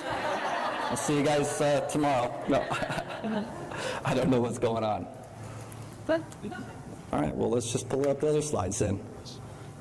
Tech difficulty. See, even the experts sometimes mess this up. All right, so we did growth strategy 4. Let's see if that works. Nope. All right, I have a job for you. Just click you to unplug and just record. Nope, just try those. Okay. Couple new batteries in the clicker. Let's see if that works. Okay? I don't, right? I had a feeling that something, right? As soon as I got here, I plugged the laptop in, got out the clicker, and the light was flashing red. So I asked the guy before we started, any batteries? Just thinking ahead. right? It's all good. All right, let's transition. So next we're going to talk about Instagram. Where's my Instagram folks? A few of you? Okay. Again, we're still talking about growth strategies. Okay. What do you think the best ways to grow Instagram right now are? Real. Reels, hands down. Obviously, that's number one. What else? Carousels. Who's doing carousels now? Anybody? Some of you guys are like, I don't even know what that is, Coach Fryer. So just, is that the thing where you put a quarter in, you get on the horse, and you ride around in the... That's not what we're talking about? They have carousels, literally, on Instagram. You put a quarter in? Yeah. No? You guys got jokes. Hey! Did that work? No. There it is. Round of applause for Shauna. Come on. She came in here and saved the day. Look at that. Awesome. Thank you. Okay. So Reels, of course, carousels, single images. Again, we're talking Instagram only. I want to make sure I help those who are focused on Instagram too. And then again, what's that last one? Every interview. Why would I have that on both platforms? What? One of the most powerful, underutilized strategies there is. Okay? Let's talk about them. A couple quick case studies. Everybody say unicorn. Another unicorn case. I could show you hundreds of these. But again, I like to put things in perspective. Is this normal, what I'm about to share? No. But it is cool to see what's possible. Someone who had never made more than $1,000 a month in network marketing. Okay? Starting in January, she started following this GNC system. This is Christine. She started a new Instagram account on January 29th of this year. Say January 29th. How many months ago was that? 9, 10? I'm not the best at math, but 10? Okay? Following this system, she just crossed 203,000 followers on Instagram. A unicorn case. I like to put things in perspective. Is this normal for the normal? I mean, that's 4 or 5 times what I have. So, you get what I'm saying? This is ridiculous, but it's cool to see what's possible. 203,000 followers. How many new customers in the last 10 months? 1,300. Personal. Wow. The question is, what does she do? And then I think she mumbled, and how can I recruit her? Maybe she didn't say that part. Maybe I made that up. But we're having fun, okay? I mean, she's got 8 reels that have over 2 million views. Her most viewed reel has 34 million views. It's crazy. It's crazy. Someone who had no idea what she was doing. She made a decision. She went all in. She followed the plan, the system, with intent. Struck a chord. Okay? So I teach GNC for your overall social media plan. I want to distinguish the 2 things here. But for Reels specifically, say Reels specifically, I also teach GNC for your actual Reels strategy. Does that make sense? I'm going to say it one more time. So for overall social media, I teach GNC. Say GNC. And then for Reels only, I teach GNC as well. You need to create Reels for growth, Reels for nurturing, and Reels for converting. Okay? We're going to deep dive on this. So let's first start talking about Reels for growth. How can you start creating Reels that get seen by non-followers, new people, attract new followers, new eyeballs? So here's a simple just format for the growth Reels, and don't worry, at the end, I'm going to share something. We're going to do something together the next 4 weeks. I'm going to walk you through all of this. I'm going to create tons of examples with you guys of it. Thank you, Coach Fryer, in advance. Okay, I'm going to help you. So if this goes over your head, please do not stress, don't be overwhelmed. I'm going to walk you through all this and create some together, all right? So growth Reels are typically 4 to 6 seconds. Okay. The focus for growth Reels on Instagram is watch time, saves, and shares. How many of you guys have watched Reels on Instagram before? Yeah. How many of you guys have watched Reels on Instagram, the same reel, at least 2 or 3 or 4 times? Oh, yeah. That is called watch time. I want to help you understand something. So if a reel was 5 seconds long, you stumbled across it on Instagram, you watched it one time, all 5 seconds, it would have 100% watch. Say 100% watch time. Now, if you watched it 2 or 3 or 4 or 5 times, that would be 200% watch time, 300% watch time, 400% watch time. Is this making sense? Okay. Instagram that 100% watch time is actually terrible. Time. You might think if you create a 5-second reel, someone watches all 5 seconds, I did a good job. Time is going. But it's actually not true. They want us to create binge-worthy content to where we're watching it 2, 3, 4, 5 times. So now knowing this, we can create intentional reels that people are forced to watch. Like 2, 3, 4. Mind-blown emoji? Some of you guys are like, Coach Fryer, this is like another league, I don't get it. I'm going to help you. Over your head. Especially my Facebook folks, you guys are like, this is Instagram, this is why I'm not on Instagram, Coach Fryer. Thank you very much. Right? But I'll be honest with you, this has become my favorite platform over the last 2 years. That doesn't mean you all need to go over there, okay? So watch time, saves, and share. I typically teach you to use trending audios under 2,000. For those of you doing reels on Instagram, again, raise your hand. Are you guys using trending audios now? Yeah. Do not ever create a reel without a trending audio, number one, and preferably find a trending audio that has under 2,000 uses. I'm trying to percent sure to be caught. Her go that goes. Under two. Hard spines. It is hard to find in the beginning, but over the course of the next 4 weeks, I'm going to show you how I find them, and I can find them within 15 seconds every single day. After the syndrome. I'm going to do this so they just show up in your newsfeed. Okay? Huh? Cutting. A trending audio is basically a sound that's attached to a video that either a lot, like not many people consume, or a lot of people consume. If more people are consuming it, it goes trending, and then encourages us to use it. Like Instagram or Facebook will push reels that use that song in their video to more people. What's a cam? It's a little like backdoor secret. Yes. Yes, laughing. Cool. Way over your head for some of you, but still okay for Instagram folks? Okay? For those making reels, I would take a picture of this because this is your format on screen. What do I put on the screen, Coach Fryer? What text would I type out? This is the framework. Again, I'm going to help you guys with this. We're going to create lots together. But a strong hook. Okay. CTA stands for call to action. Obviously providing some content, and then call to action number 2. For my Instagram folks, would you like me to go back one slide just to show you this in action? Would that be helpful? For folks that don't care about Instagram Reels, you could just plug your ears. Okay? So oh no, you didn't. Whew. Okay. So what do I start with? Strong hook. So let's go back a picture. Here's my strong hook. What does it say?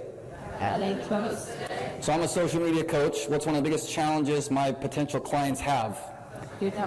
Not knowing what to post. So do you see how I took that and created a strong hook from that in the form of a question?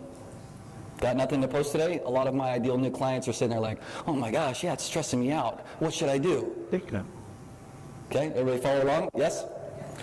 And then you've got CTA number and then content. So I have tip number 1 here, tip number 2 here. That's my content portion, my value that I'm giving to the viewer. And then call to action number 2. What does this say? So the whole marketing plan for this basically is give them a little bit, like catch their attention, give them a little bit of value, and then say, wait, here's some more. Everybody got that? That's like in English layman's terms. Like it's a lot simpler than hooks and CTAs and coach, just tell us what to do, right? Okay? So grab their attention, give them some value, continue the conversation. Okay? Make sense? Yeah. All right, let's move to nurturing reels. Where's this cut? Nurturing reels are a little bit longer. You're actually going to see me over the coming. How many of you follow me on Instagram? Most of you. If you're not, it's just Coach_Fryer, Fryer. Follow me on Instagram. But over the course, once I get back home this coming week, what you're going to start to see is Coach Fryer, because I'm noticing a little shift right now on Instagram. I'm going to test some things out. But you're going to start to see a lot more of these style of reels from me. meaning face to camera, my voice, not just some music playing with text on screen. Make sense? I just have this inclination for my Instagram folks that Instagram's going to start pushing those out more versus just these little 4 to 5 second clips of, nature and stuff like that, okay? But nurturing reels are important. So if you're creating growth reels to get in front of new people, why would you create nurturing reels also?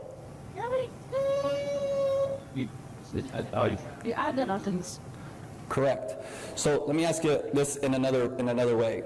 You stumble across my reel on Instagram that helped you. You never heard of me before, never seen me. You're like, this is pretty cool, helpful. The guy's kind of weird, funny sometimes, but yeah, I'll give him a follow. On a scale of 1 to 10, how much do you think you trust me in that moment? 2 or 3? Like, I trusted you enough to hit the blue button follow, but I really still don't know you, right? Is that safe to say? So on a level of 1 to 10 scale, trust factor, you stumble across my reel, you decide to follow me, you still don't know me, you're like, yeah, probably a 1 or 2, maybe a 3. Is that safe to say? Why would I then now start creating nurturing reels? The intent of my nurturing reels is to take your level of trust with me from a 2 or 3 to a 5, 6, or 7. Would you guys all agree that people buy from those they know, like, and trust? Is it safe to say that people do business with those they know, like, and trust? Can you put a big asterisk in your notes real quick? The secret to social media success, I want you to write this down, the whole thing. The secret to social media success is just earning the trust of more people. That's it. It's not about how fancy your videos are. It's not how great of a content creator you are. It's how much they trust you. She said one more time. The secret to social media success is earning the trust of other people. Why are you putting out content? To help people, to earn their trust. Why are you connecting with them, having conversations? Get to know them. Increase their level of trust. When was the last time you bought something from someone you don't trust? I mean, you can even get as crazy. You can even get as crazy as Amazon, but you trust Amazon, correct? That they're going to deliver your package in the next 24 to 48 hours. You can stay in your little pajamas and your slippers. You ain't got to leave the house because you trust them, right? So whether it's a big corporation or whether it's an individual, you wouldn't buy something from someone you don't trust. Too bad. Let me ask you another trick question. How many of you would get into business with somebody you do not trust? So, Knowingly. let's speak down. I thank you. So if there's only one thing you learned out of this whole presentation today about what should your one tip be, I need to... My keyword is earn. Because when you add the word earn, that's only going to come from what? Your work. Correct? My job is to earn the trust of more. But Coach Fryer, I made a curiosity post and I didn't get any comments. They don't trust you yet. Coach Fryer, I did the live video like you told me. I only got 10 views. They don't trust you yet. Keep showing up. Coach Fryer, I did my first version reel. I didn't get any hits. They don't trust you yet. They're feeling it out. They're like, what's this person doing? Make sense? So, as you guys know, the word consistency gets thrown around. Oh, you got to be consistent, blah, blah, blah. Anybody ever heard that before? Doesn't this all make sense? The reason why something like social media, you need to be consistent, because if you're not consistent, they will not... Go ahead. Everybody got this? Okay. Trying to simplify. The conversion reels, these are my favorite. So, in this 4-week thing I'm going to talk about here in a little bit, we're going to help you guys out. I'm going to teach you how to create growth reels, teach you how to create nurture reels. But the money comes with what type of reel? The conversion. Those are intentionally created for you to comment on my reel and buy my stuff. Or in your case, for your friends to comment on your reel and buy your stuff. Anybody be okay with that? More people buying your stuff? Yeah. So I'm going to help you create specific intentional reels focused on conversions. Okay? These are also 4 to 6 seconds long. We add training audios. The goal is to generate comments, leads, take them to the DMs, and close them. Okay? This is, again, a passive form of marketing. We talked about active and passive before. When you make your first conversion reel, are you going to generate 100 leads? Probably not. But the better you get at these conversion reels, I can show you hundreds of clients that are starting to generate comments. Now, when someone comments on a post or a reel, what are they telling you? Readers and watching. Because should we have that station? Just need things good. I trust you maybe a little bit to comment. Like something we did. So. Something caught their attention? Write this down. They're giving you permission to now share. Nobody wants to be the person chasing people around the internet. Is anybody? I mean, maybe somebody here likes to do that. I don't like to do that. I also don't want to feel like I'm force-feeding or trying to oversell someone on something. Anybody else feel like this too? You don't want to come across salesy, spammy? Want to attract them. You want to attract them. By them commenting on your post, commenting on your reel, on your curiosity post, what are they saying? I'm giving you permission to share with me. Anybody want to know the percentage of people who actually sign up when they give you permission first? It's very high. So the goal is, how do we help you create more of that? Okay? We're going to get there. Here's another quick case study. This is Cappy. She's awesome. What? Now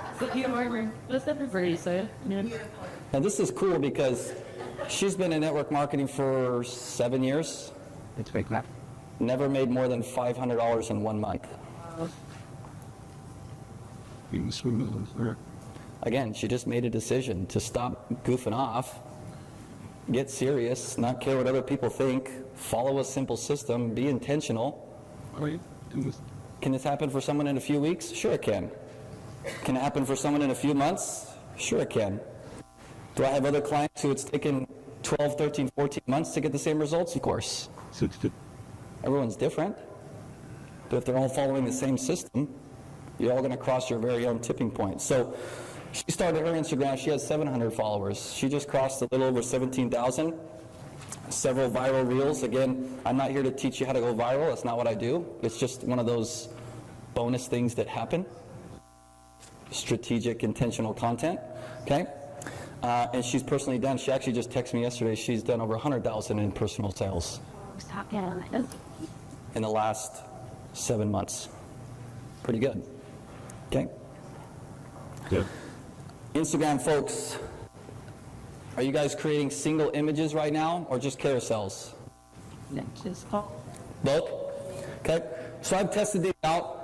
Currently, at the time of today's training, carousels are performing way better than single images. So if you're someone who's using Instagram, I would suggest just go back and forth, reels and carousels. Here's some recent ones that I've done. Where's my Instagram folks again? Raise your hand. So this style of carousel is crushing for us right now. A real organic picture of yourself, like I did here. Okay? And you guys will understand this, my Instagram folks, but I literally just make these in my Instagram stories. I open up Instagram stories, I add a picture, use the same picture for all the slides, I type the text on screen, save it, start a new text, save it, so I just save 2, 5, 10 single images, and I open up Instagram, add them all, post. So where you're swiping the carousels or swipe, yeah, so on Instagram are, carousels is one post on Instagram, but multiple slides. Yes. Right? So you've probably seen them, you've probably swiped on a few. That's what these are. Yes. You don't have to say just top of 8 years of the British thing. people have a lot of choice. Because yet, tired of the rejection of the race. I don't actually post it to my stories, I just make them in my stories. Yeah, so once I have the picture and then the text on screen that I want from the top right hand corner, just the 3 little dots, save, and then just delete the text, type slide 2, save, So I can create these in probably less than 5 minutes, and these are performing just as well as my reels right now. So, you guys will monitor that. Huh? Give us audio. I do. I've tested both, and it's about the same for each. Holly, you have a question? I just thought I took that training skill that was the only that we that they called it my stitch not other than but that's it. You could do that. So the question is, can I create a reel and it not be a video? It's like a picture with some text and stuff on it, training audio, the whole thing. You can. A year or 2 ago, I would shy away from that, but I've actually seen a few folks as of late testing this out. I have one client who added like 3 or 4 pictures into a carousel. Some of you guys are like, I don't know what you're talking about. And she's done well. Yep. Here's another example. The king Putin. What's that? I mean, it's just simple. Hook, call to action to save, some value, another call to action. You guys could go check out my Instagram and just look. I have dozens of these over the last couple of months. She's looking at it right now. It's every other day. That's my strategy currently. 1 reel today, carousel tomorrow. Reel the next day, carousel the next day. I'm just on a rotation. Yeah. But these are performing the best. Anybody want to know why these specific types of carousels are performing well? Take a guess. Faster. Faster? They can read them, swipe them, sure. And that's what I choose pushing.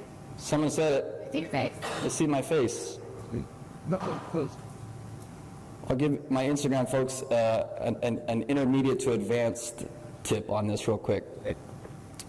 For these carousels, and even some of my reels, even though I'm not teaching people how to golf or whatever, what you'll see in my reels and in my carousels are parts of my life.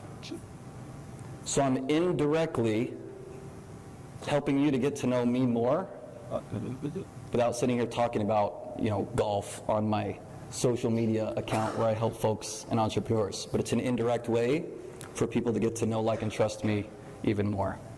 If you look down there, I think there's even, I posted one yesterday or today, it's with my daughter, picture, right? So what would you immediately learn about me?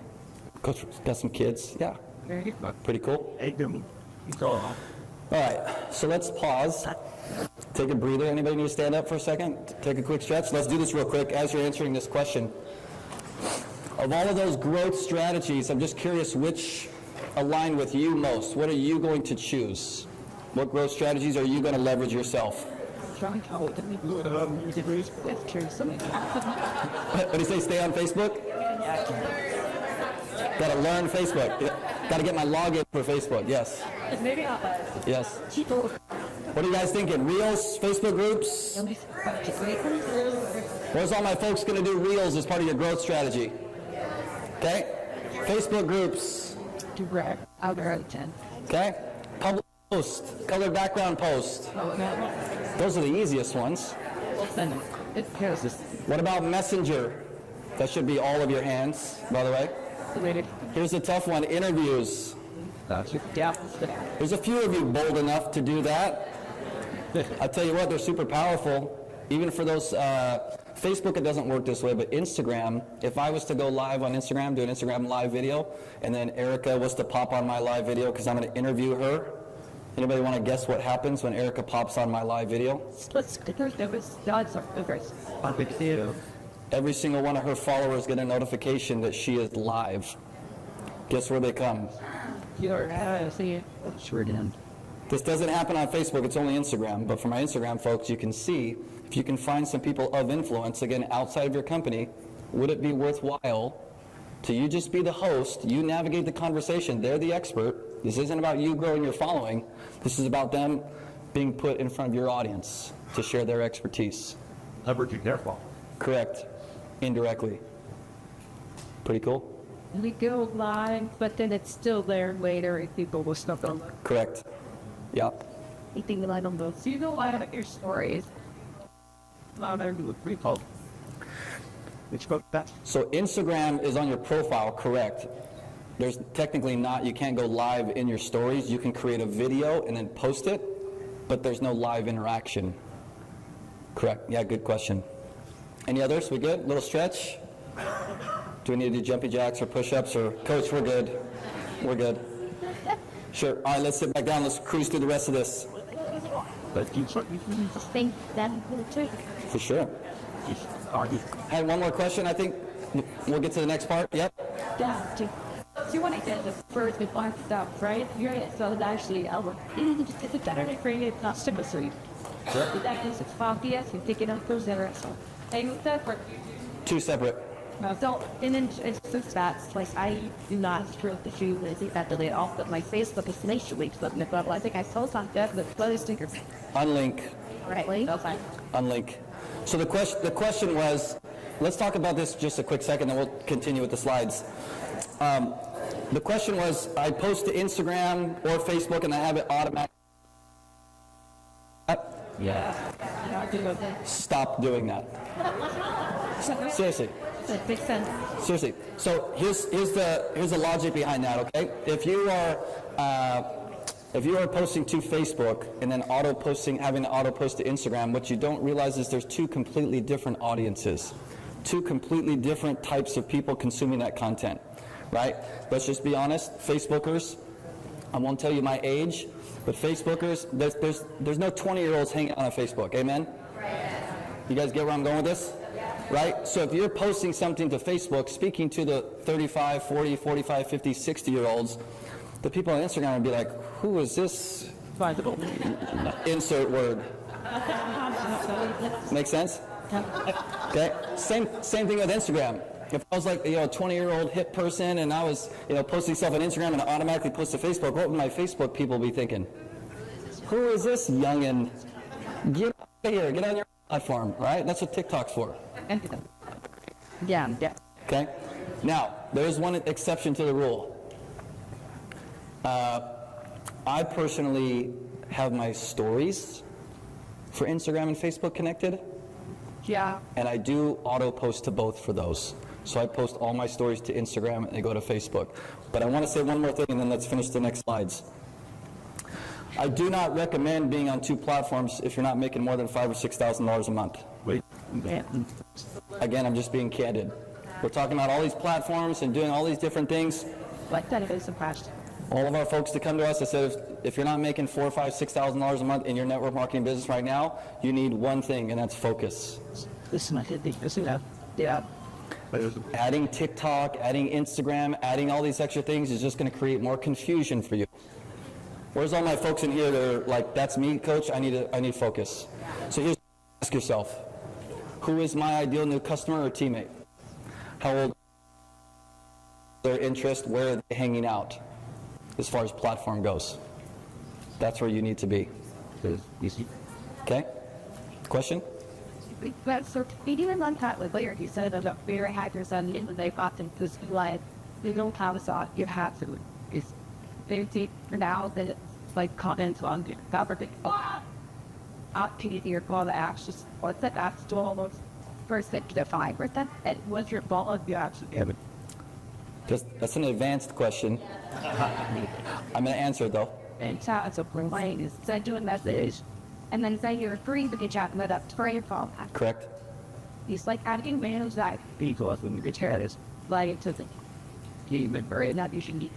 So this is an advanced question. So everybody raise your hand. Left hand. Now raise your right hand. And put them in your ears. Except you guys. Surrender. No, it's don't listen because it won't make any sense. So the short question, this is an advanced question, but I don't use ManyChat anymore. I use something else. I'll get share later. But I create customer experience. The days of just getting someone to comment and they get a DM link to those days are over. We need to create an actual experience. That's going to increase conversions. So that's what I'm going to suggest, and we can talk about this after. I can share with you guys what I'm doing. Currently have about a dozen automations right now for all my stuff. Super intricate. We're talking like 50 to 100 steps, not to overcomplicate it, but just to keep it simple. Yep. The system you make sure is it like a what like they compile it? White label, go high level. Yes. I know the owners, I'm connected, and basically all the folks that use that, they get to use all my stuff. Okay. Talk. We'll talk about it later, yes. Okay. Once you get to that point on Instagram, for example, where you're getting hundreds or thousands of comments on your stuff, people want more information about a free resource, more information about GLP-1 or whatever, obviously that would be overwhelming, but in a good way, agree? There are tools out there that you can use to start creating excuse me, some automation to at least get them the first message, to start the level of communication, maybe the second level, and then personally and make that connection and enroll them. So, good question. All right, you guys ready to talk nurture? You guys didn't seem too excited. We don't want to nurture, Coach. We just want to grow. That's what we want to do. Yeah. All right, so the growth part of the presentation, that was the longest part. So this next nurturing should be about 10, 15 minutes. And then the conversion should be about 10 or 15 minutes, which should put us around 6:20, 6:30. And then we can do Q&A stuff, whatever you guys feel to do with that. Sound good? No, perfect. All right, let's zip through this. So here are the best nurturing strategies, no matter what platform you're using, Facebook or Instagram. Why is having a nurturing strategy important on social? Their chest. Think about that level of trust, correct? Even maybe you've got 500 friends on Facebook right now, but you only ever talk to 10 of them. Say guilty if that's you, right? What about the other 490? How much do you think they trust you right now? Right? So it's not only nurturing your new friends and followers, but you can leverage this to nurture your existing as well. Okay? Some of my favorite nurturing strategies are using stories, Facebook or Instagram stories, doing live videos, commenting, email lists, curiosity posts. Want to take a picture of that? Okay? Again, I'm not going to ask you to do all of these things. Just looking at that list right there, what's one or two of those nurturing things that stand out that you're like, I like to do that, I want to do that? Which one? Right. That'll be for most people. Live videos, so stories and live video might be your two nurturing strategies for Facebook or for Instagram, okay? So stories, anybody not know what stories are? Facebook, Instagram stories? They're kind of like behind the scenes. I don't think I have a slide for this next one, but I'm going to share it in just a minute. Stories are powerful, okay? Write this in your notes with a big old asterisk next to it. The people who view my stories are typically raving fans. Huh? Yes. Yes, also haters sometimes as well. Snooping around. Isn't that so funny though? Like you have some haters, and you're one of these days you're just looking at who viewed your stories, and up there pops their name, and you're like, I see you. I got you. Right? And then the second day and the third day, you're like, okay. All right. It's funny. Anybody going to use live video? Live video going to be a part of your nurturing strategy? I would highly recommend that for all. Yeah, so let's talk stories. What do you think you should post in your stories? Should you post the same thing that you posted on your wall in your stories? No. What should you post? Snippets into your life. It's into your life? Behind the scenes? What might some of those things be like? So I'd love to hear some examples. Like, what does your morning routine look like? Everyone's is a little bit different. What does your routine look like? Like that. Anybody here? Coffee? You guys might not like me for that, but that's okay. What? Rolling hair. Rolling, okay. What's your jazz eater? Usually in the morning. That's what I'm talking about. See, so check. So So check this out. Let's use this story, right? Have you ever posted stories? No? Well, you get. That's why I'm here. Because stories are what? A nurturing component, a behind look right into it. Now, am I saying get in a bathing suit and post a picture of yourself in a hot tub? Not necessarily. You can. We can, right? But here's, right? How many people you're connected to Facebook know that you get in a hot tub every morning? Nine over. Do you think by sharing something like that every morning, it doesn't even have to be a picture, it could just be text. Once a week, you think that's going to allow her to know her a little bit more? Builds trust. You guys understand how simple this just was? Thank you for directly word, but think of things like that, right? What else? What else do you guys do in the mornings? Read the Bible. Maybe one day it's a picture, maybe one day it's just some text. But if you started to do that a couple of times a week, what is your audience going to start to learn about you? Hey, faith is important. Reading scripture in the morning is typically what she does. Cool. Did they just learn something about you that maybe they didn't know otherwise? How much time would it take to add a picture or a couple of words about that? A minute or two? What else? What else do you do in the mornings? Meditate. Meditate? What else? Cuddling with my kids. Something with kids? Nothing. Snuggling with my kids. I had one of those pictures on my slides, right? I think that's awesome. Isn't that cool? Is that something you've ever maybe shared in your stories? Good. You think it helps build trust? Of course. It's authentic. It's real. For sure. Food. You eat? I love. People, you guys, people eat? What's your favorite breakfast? I've had about say taco ever since that. I love the first pictures of my fancy food a lot. Sure. Anybody else remember, this might be aging myself, you guys remember the good old days of Facebook when you posted what you ate? Every meal? You still do it? Awesome. Hey, nice to meet you, man. That's awesome. I love it. I love it. I didn't know it stops. I love it. I gotta follow him. I gotta figure out what he's eating. Okay. Yeah, separate sunset. Sunsets. So I want to share a few ideas to give you guys some visuals. No, yours doesn't have to look all fancified like this. Okay. But just some ideas of what you can do in your stories. Okay. Different ideas. So number one is a poll. Anybody else ever use the poll feature? I can try. Okay, remember, what is your stories full of? Typically raving fans. The people who are nosy or who know you best. Virtually.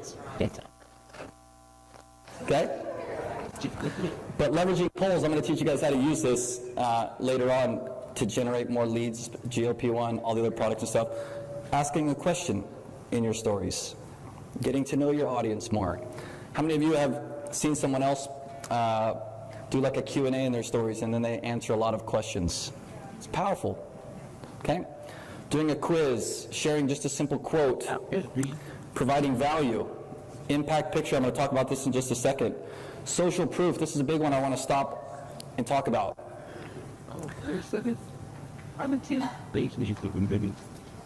Anybody know what social proof is? What does that mean? Testimonial? It's another word for testimonial. Yes. Right. The better marketers you guys become, the more you're going to be able to lean on your social proof. Here's what I mean. If you guys, you have, what's the Facebook group called, Marilee, with the 55 something? People that have been Club 55? Lots of testimonials already? Before and afters? Cool stuff. This is where I would leverage social proof. So you can take the success story of someone else and share that and let that do the selling for you. Does this make sense? Yeah. So for someone like me, social, when I'm working with clients, for example, this is us doing a one-on-one Zoom with a private coaching client.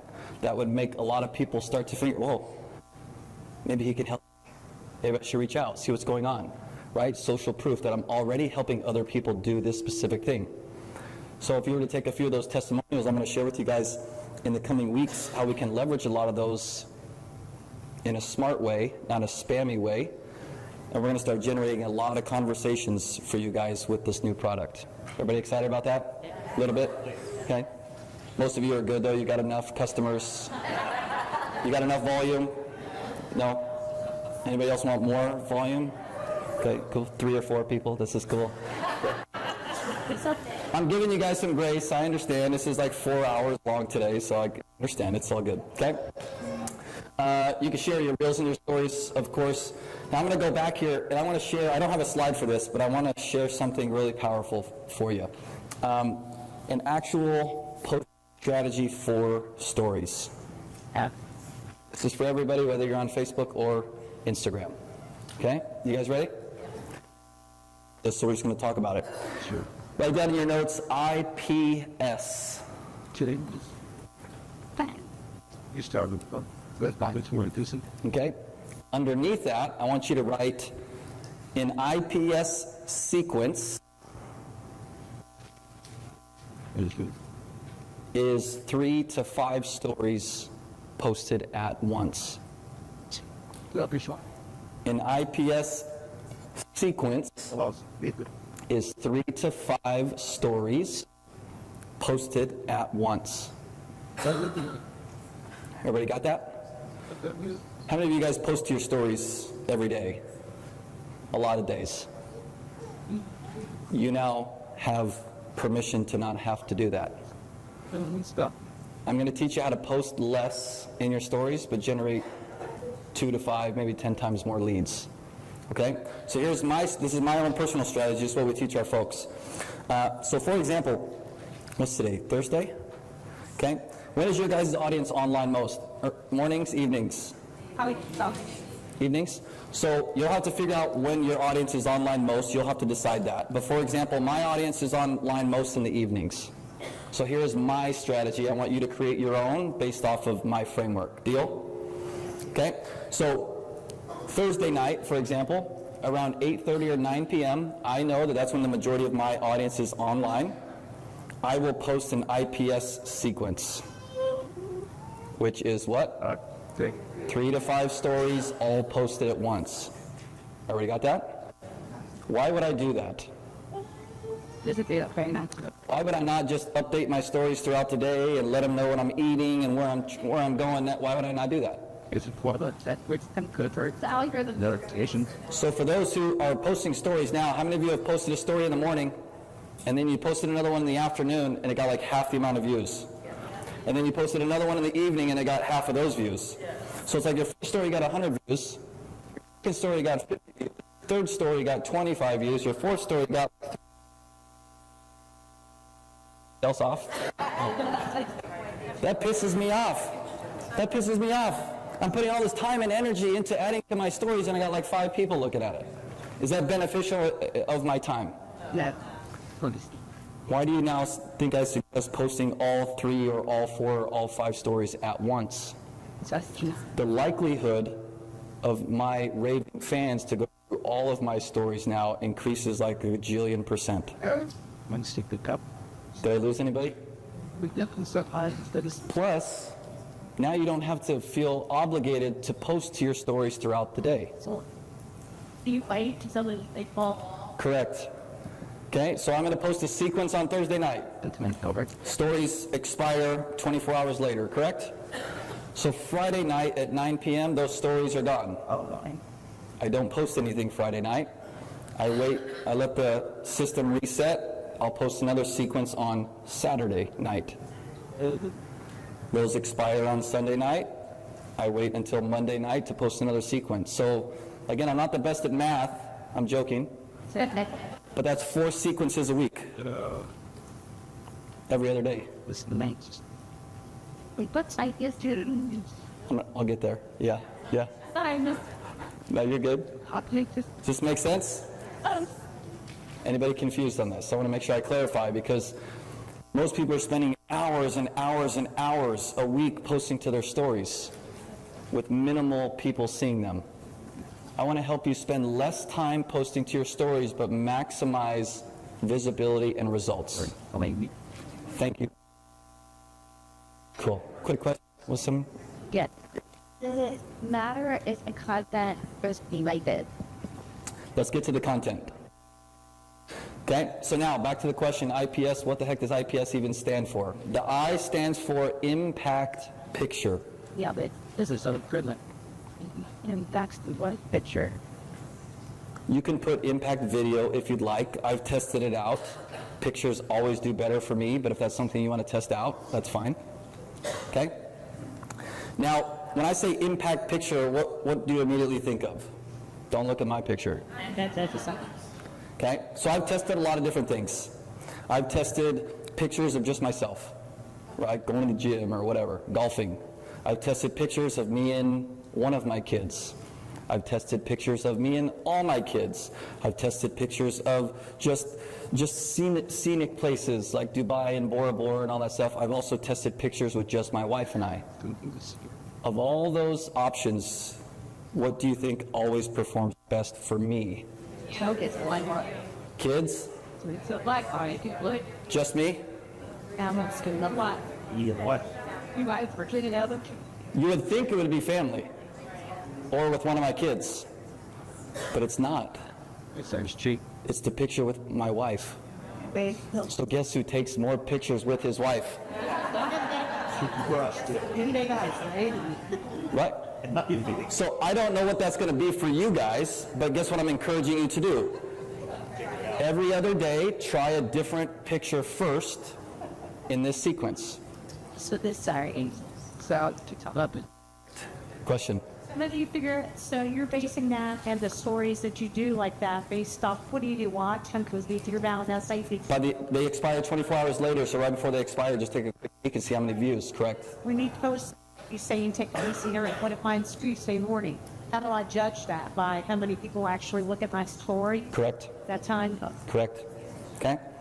Everybody understand impact picture? Yep. Personal or something you have to do like All personal. I don't recommend any business for impact picture, just my suggestion. Because if someone views your story immediately and it's some businessy, producty thing, you're losing me. What? Thank you, Coach Fryer. If you were to post, a picture of the new GLP-1 as your impact picture, not going to generate as many views as if it was something generic. It's fine if you want to post that first, but I'm trying to help you maximize views and work less. Everybody got this? Story more out there to being as well. Like that's it. We'll get there, but yes, the simple answer is yes. Right? Maximum visibility, trying to help you work less, make more. Anybody okay with that? Listen, I don't want you to be on social media 6 hours, 8 hours, 4 or 5 hours a day. I don't want that for you. You don't want that for you.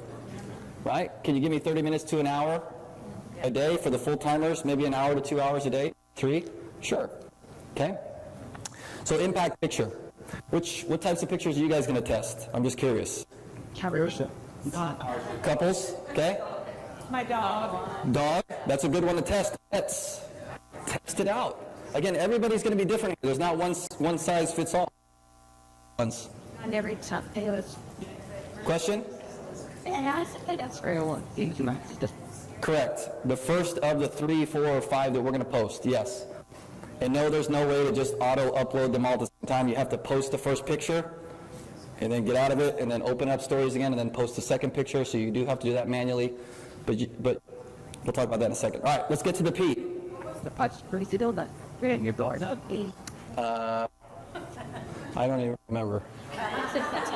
I'm just being honest. Like what? Like not for an adversary. Yeah. She was asking you about the like the first one. Oh shit! Correct. Yeah. We're good. Okay. Any guess what the P stands for? I'll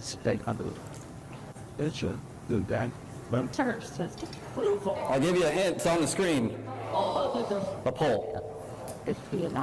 How many of you are familiar with Curiosity Post? I think this whole team is pretty. If you're newer, you'll understand soon. It's a part of their whole system.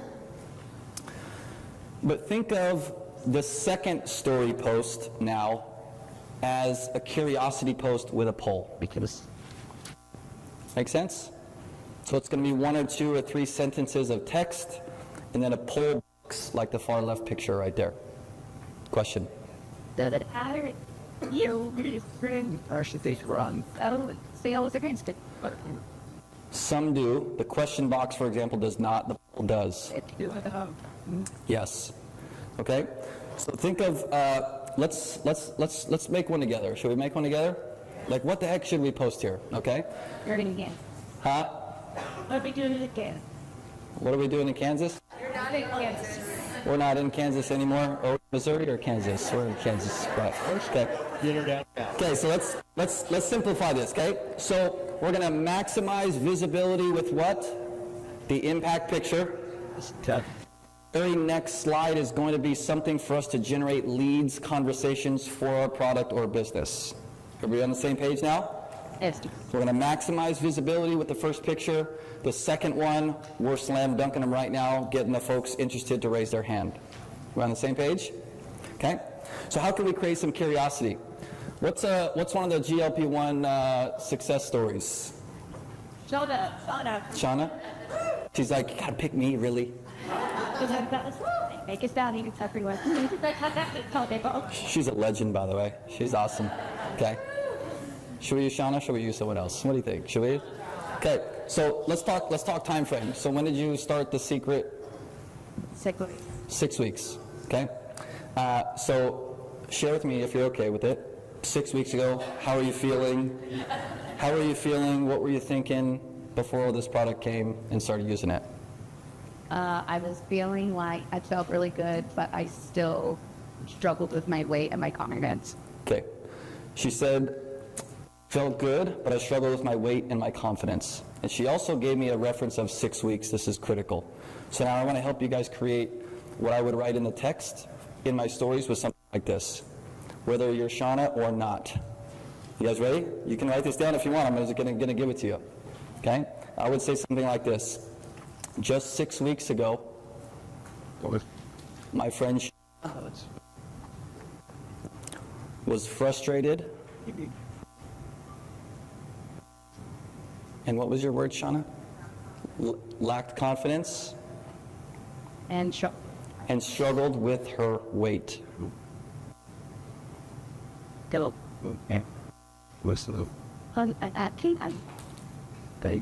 You guys got this? I'm literally creating the post for you. The next line would say something like this. She found something, and since that time, what's happened? I feel empowered and food doesn't have control over me anymore. She feels empowered, and food no longer controls her, and oh, by the way, she's lost 18 pounds. 18 pounds. Give her some love. Come on. Thank you. Powerful, wasn't it? Yeah. Short, though, also, correct? Not like 6 paragraphs. That was 2 sentences. And here's how I would finish that little short paragraph. Need info, question mark. That's the poll to the code. And then underneath this paragraph, I would put a poll. Now here's the key with the poll. Always use 2 positive responses. Don't put yes or no. Put yes or heck to the yes. Right? Or you get creative, right? Gimme, right? Or what is it? That's another day. 2 positive invoking responses. Sorry. Do they know what the product is? But you do. Nope. No. Do they know what company sells it? Nope. Is this super salesy? No. Is this leveraging social proof and adding a poll so that I can take a percentage of my raving fans and now have a one-on-one conversation with every single person who answers that poll, introduce them to GLP-1? Yes, thank you, Coach Fryer and Shauna. Thank you. Powerful? I'm sure.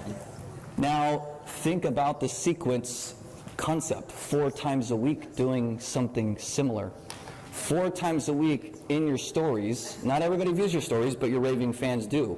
4 times a week, I would be doing something similar in your stories. 4 different days. And it just, Work to generate new leads, conversations, to enroll some new customers. Yep. I see a picture on there. What a picture with. I have a little picture on there. You don't have to. I just did for the sake of whatever. Test it out. Put a picture one sequence day, the next day, don't put a picture. See if you get a different response. Yeah. So each would pack to the went to store. This is all one story, the second story. So just to recap real quick, we're 2/3 way done. We've got an impact picture first, we post it. We open up a news story, we just share a paragraph with a poll underneath it. That's the second story.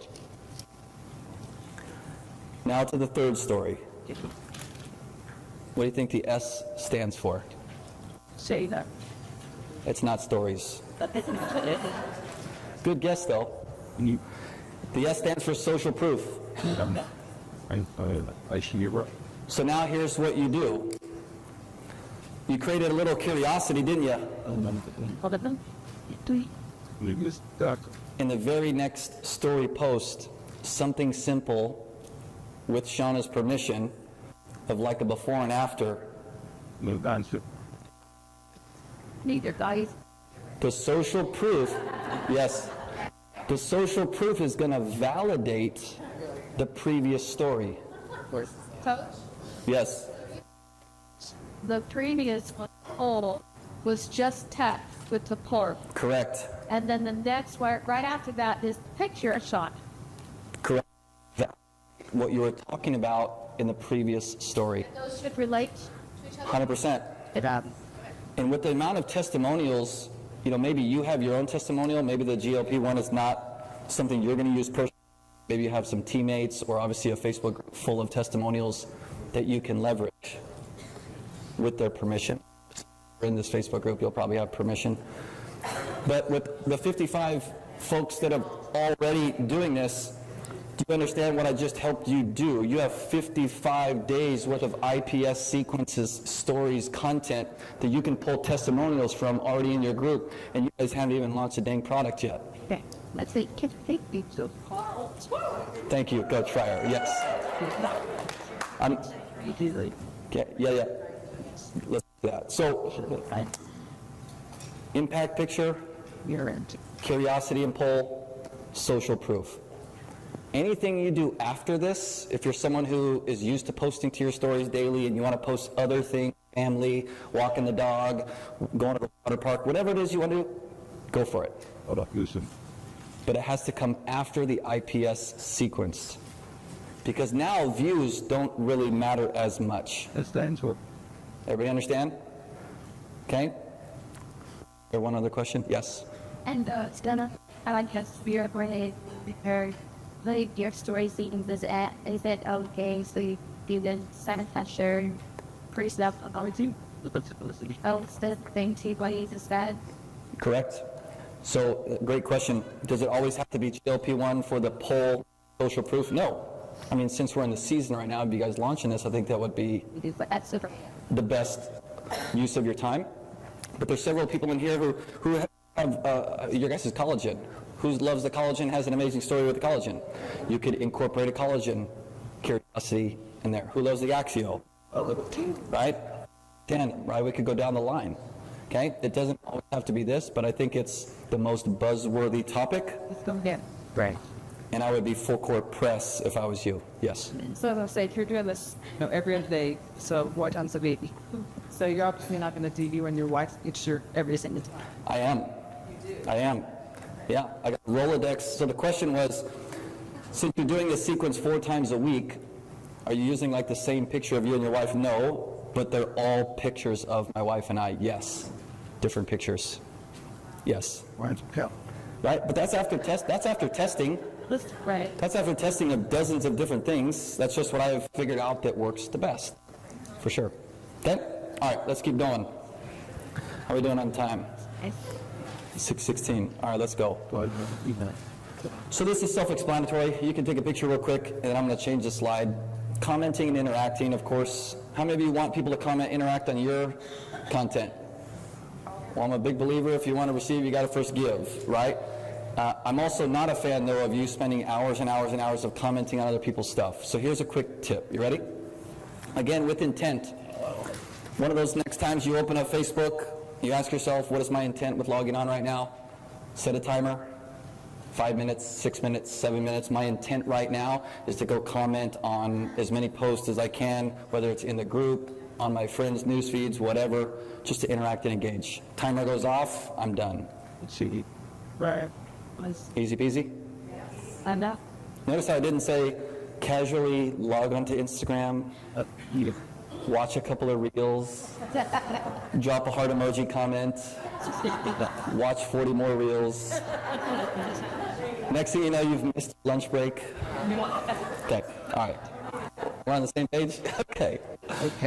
I need it. All right, curiosity post. You guys are all pretty well versed, I believe, in this. For the sake of this launch, we just talked about 4 times a week creating curiosity in your stories, right? I'll get to this side so you can take a picture.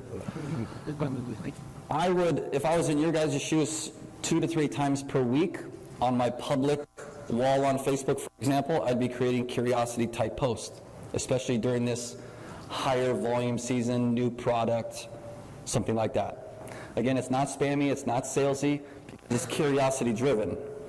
It's not, hey, look at my product. It's doing something like what we just talked about in stories. Okay? This is what we talked about a little earlier. As people start to comment and ask for more information, what are they giving you? Permission. As much as you're not in sales, guess what you're in? Here's what I know for sure. After doing tens of millions in sales, the more people that give you permission to sell, the likely they are to actually buy. When they come to you, giving you permission, hey, please, can I have... The likelihood of them buying goes through the roof. Make sense? That's a quick sales tip for you guys. No more chasing people. No more trying to convince people. Because now you're just creating resistance. Anybody ever had anybody? Right? You're talking to them and they're just like, no, I've just had enough. Run from you, block you. If you're not nodding your head right now, you're lying to me. We've all had people run the other way from us, right? Let's keep going. So here's a couple of ideas. Take a screenshot of these. These are just, Carrie actually is. The one on the right is actually someone that was from your company. The other one is not, but both great examples. Now just looking at these, don't these kind of sound like the one I just helped you create in stories? Yeah, like It's following a similar format. Pretty powerful. Does it have you curious a little bit? What are they talking about? What did they find? What are they using? Okay. All right, live video. Where's my live video, folks? Couple? Okay. So just real quick. I think someone talked earlier about doing the interviews and making them shorter because of attention spans. When Facebook Lives first came out 5-6 years ago, I would get 5,000, 10,000, 25,000 views on these videos. Well, nowadays, you do a live video, what happens? You get a couple hundred videos, whatever. So this is a great example for you guys all to understand why I feel my GNC system will stand the test of time, because 5 or 6 years ago, where was live video? It was the #1 growth strategy. Here we are 5 years later. What has now come to fruition? Reels. Live video's not getting as much views, if you will, but they're still a really important part of the system. Now we just use live videos to more so nurture our raving fans, okay? Let's talk conversion. Everybody take conversion. I mean, I'm not the best at gauging energy, but if you take that level of energy to convert new customers and distributors, you ain't signing up. Everyone's tired, I know. You guys need to get you one of these. This is Axio. It's actually got 497 patented ingredients. It tastes like orange cream slush. Am I selling? Am I doing okay? Okay. Let's talk conversions. How many of you struggle with sealing the deal? You got people raise their hand, they want information, but you struggle sometimes with closing them. Okay, I'm going to share a couple of my favorite, you can call them scripts, I like to call them frameworks. I'll get out of your way. Sorry, you're taking pictures. Yeah. I would moonwalk if this surface was. Can you? I can't. So conversion is all about pointing your friends, followers, prospects to your strength. Now, this is where I want each of you to let me know what you feel your strength is. Every single one of you are amazing and have your own strengths. Yes? How many of you in this room prefer and feel most confident closing someone in the DMs like on Facebook? Or raise your hands. You feel most confident closing someone in the DMs. Okay? Write that down in your notes. My strength when it comes to closing is in the DMs. That was mine personally. How many of you guys, your strength is getting someone on a phone call? What happened? Write it down. My strength, I feel most confident closing when I have someone on the phone. How many of you guys prefer, Zoom or FaceTime? Get someone on a Zoom. I know it's a little work. How many of you prefer Zoom? Someone on Zoom? One or two? Write that down. That's your strength. I want to help teach you to funnel all this social media traffic and leads that I'm going to help you generate to your strength. The last thing I want to do is point them to something you feel uncomfortable doing. Are you hearing people don't know what they can prepare? This is a good question. Shauna said, how many of you didn't know what your strength was until I just asked you? You ever had this? How many of you love to do in person? No. Now that's great when you have the option to do so, of course, but write that down. My number one strength is closing in person. But for those of you that do in person, you're going to need to write down your secondary. Again, it's about feeling most confident when you get in position. Party. Huh? Party? So in person, like an in-home party. Yeah. How do you guys feel about those? Pretty confident? Well, I keep it all the time. Done. Right. So, for me, if I'm in your guys' shoes and your strength is in-home parties, I'm leveraging social media, tapping into my local market, connecting with as many people and local groups and stuff as I possibly can so they can start to get to know, like, and trust me on Facebook, connect with them, conversations, and then drive them to your home meetings. So this is how someone like you guys can use social media if you prefer in person, right? Social media is not here to replace your home meetings. It's meant to be an assistant too, okay? So here are some of my favorite questions to start asking. What's the number one thing people like to talk about? So doesn't it make sense? The more you get them talking about themselves, the better. The unfortunate part about this is, what do most network marketers typically talk about with their prospects? And they wonder why they're not selling anything. I failed to mention I have a psychology degree too, so you take psychology degree, social media stuff, all this, business, and you combine it. That's what happens in my head all the time. It's crazy. Yes. But little things like this just make a whole lot of sense.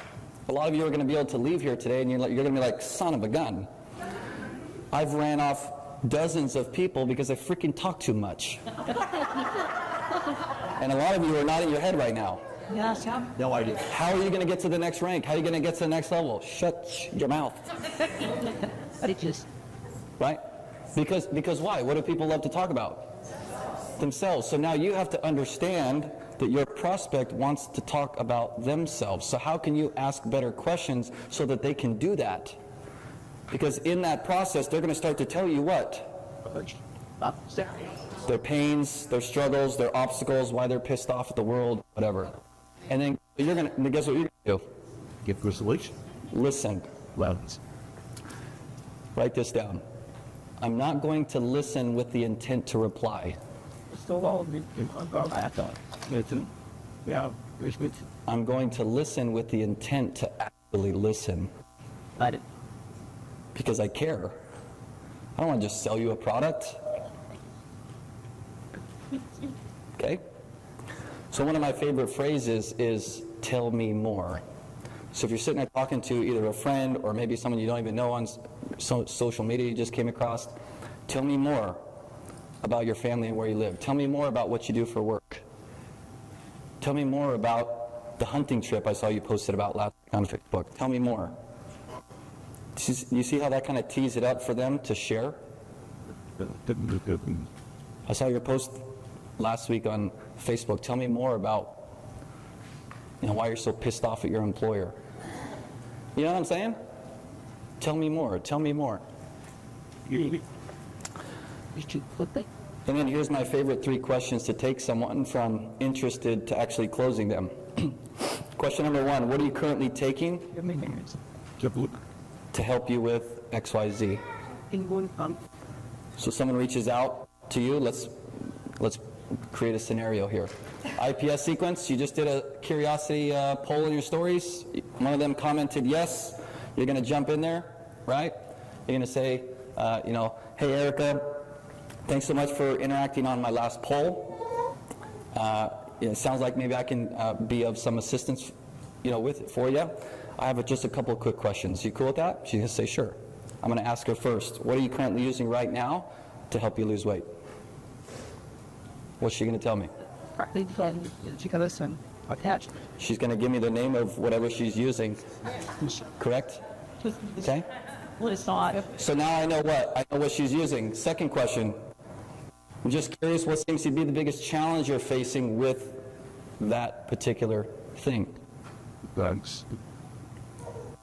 What is she going to say? Lost all my hair and lost my... Lost all my hair, lost all my muscle mass, lost all my everything. I want you to think about the sales psychology here now, though. The first question, what did I ask? What are you using to help you with this? She tells me. Then I ask, what's the biggest challenges you're facing with that? Because obviously she commented on my curiosity post, my poll, or something's not working for her.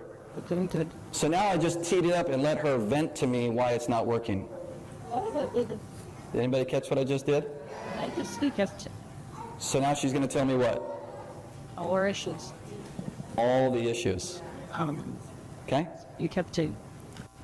Who's the focus on? Me? Is the focus on my product? The focus is on her. If you want to make a lot more money, you'll follow this system. Okay? Last but not least, the third question, what is people's first typical objection? Price. So before you even get to talk about GLP-1 or Protandim or Axio or whatever, how would it feel to never get the price objection again? Anybody else be in favor of that? Because once I started incorporating this third question, I never got the price objection again. The third question I ask, right? So now I know what she's taking. She just told me all the reasons why it's not working. And then I say something like, hey, just curious, last question. How much do you typically spend each month on that product? Now I know what? Her budget. I don't have to guess. It's pretty simple. What's this? I don't even know. What's the price point going to be on this new stuff? What? $179? I mean, most stuff that people are buying out there is probably $150 to $200 a month. That's important. Or more, correct? Right? So now it's just a simple, if I could find something to help replace that for about the same, maybe a little less money, would you be open to learning more? What are they going to say? Duh. Give it to me. You sign them up. Doesn't that seem a lot easier than chasing people around? Look at me. GLP-1 for life, right? I like when people come to me because then they're coming most of the times credit card in hand. I just give me that, right? That's when this business becomes even more fun, okay? So this is what I would basically then say. Great, based on what you shared with me, struggling with this, and this, I may or may not know something that can help. Are you open to learning a little bit more about what I'm using or what I found? If I would you. If I would you, it's great. May or may not. That's one of my favorites because it takes away. It's not like pressuring them. Hey, this might interest you, it might not. Okay? This addresses their pain, creates curiosity, and it also gives them an out. It removes the pressure of you trying to sell them. Make sense?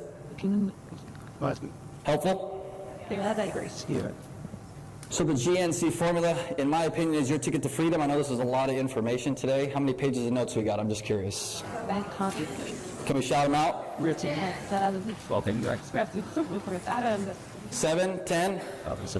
sports TV. Like, that's not a surprise. So no one. 5, 3, 500 including pictures. Anybody want to beat that? 12?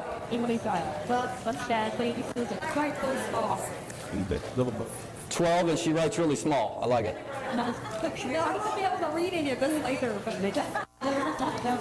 No, I love it. I love it. Was this helpful? Helped you guys get an overview plan? Yes? Yes?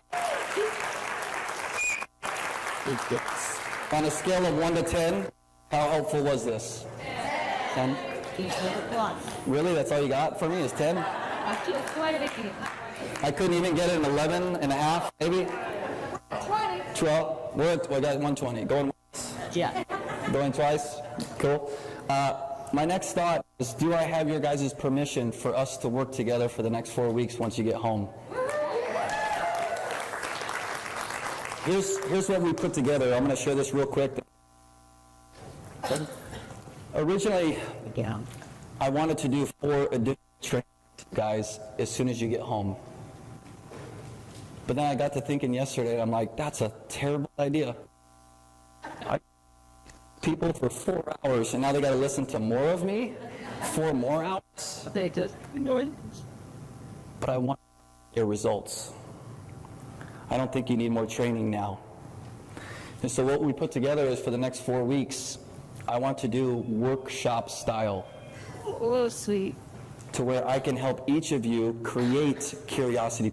I can help you create all of your story sequences. I can help you create the reels that are going to convert. Is anybody game for this?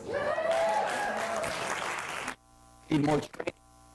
Get on a couple of Zooms, and we just take a couple of topics, a couple of things, and we create lots of content together so that every single one of you doesn't have to leave that Zoom trying to figure out what to post and all that. You're going to literally have an arsenal of content for the next 30 all blitz together. Would you guys be? Yeah. Let's do it. We're all in.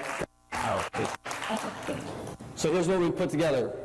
For the next 4 weeks, we're called Fab Collab Intensive. I like the name of it. Anybody else like the name of that? It's going to be intense. It's going to be fast and furious. We're going to have lots of fun. All right? So this is going to be how to learn to 10x your new product sales in just 4 weeks. Again, I wished I could depend on people to go home from this event and implement what I shared. But I've done enough of these to know that what typically happens. Your eyes are this wide, your brains are exploding, you get home and you feel like you need to take a vacation because you're just an info overload. And unfortunately, what also happens? The excitement, the belief, all that cool stuff that you just came here for dwindles. And then now typically your results speak for that. Would you guys all, is that safe to say? Okay. So for the next 4 weeks, we'll work together side by side. I'm going to guide you to maximize not only this launch, but set you and your business up for ultimate success. Whether you're brand new in this room, you just joined LifeVantage, again, congratulations to those folks. Whether you've been in here for quite some time, we're going to help take this to the next level. Everybody on board? Let's do it, okay? So here's who this is for. It's for those ready to find sales in the next 30 days. Those who want to become better, stronger leaders with bigger teams, and those who want accountability and simple steps, right? Everybody say simple? Because we don't do confusing. I don't do confusing, right? Okay? So here's what this looks like. We're going to do a weekly workshop starting October 15th. Tuesday. Because I think you have a big team Zoom Monday night, I think. So we're going to start this thing Tuesday by design. Okay? We're going to do 4 one-hour workshops. 1 hour workshop each week. They're going to all be recorded for you just in case you're working, you can't be there, you can go back. You're going to have lifetime access to all this stuff. So even after the 4 weeks, who knows, you got to launch another new product in 6 months or 12 months, who knows, you can go right back here and watch the same stuff over and again, just insert the new product. Does that sound good? Okay. We're going to do 2 Q&As. So you're going to get 4 workshops and 2 Q&As. All right? You get lifetime access access to the recording. I'm going to do all of this in a private Facebook group. I'm also going to have accountability. I'm also going to have recognition. I'm also going to have prizes. We're going to make this fun. You guys okay with having fun? Yeah. We're going to make this fun. And if the number on the screen scares you, because this scares me kind of a little bit. Some of you guys are like, wait a minute, Coach Fryer, I'd have to sell my house to be a part of this 4-week thing? No. Just your car, yes. But if it's a Toyota Corolla, I only got 6,000 for you. Just need to scrape up the other 3. Right? Okay? So here's what we've done.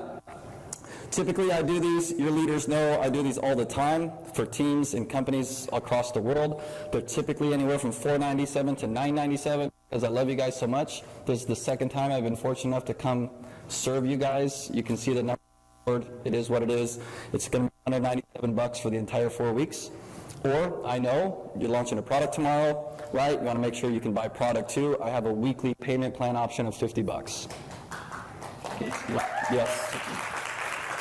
So $50 a week for the 4 weeks. The content is yours. I'm going to train you for an hour each week, workshop style, plus 2 Q&As.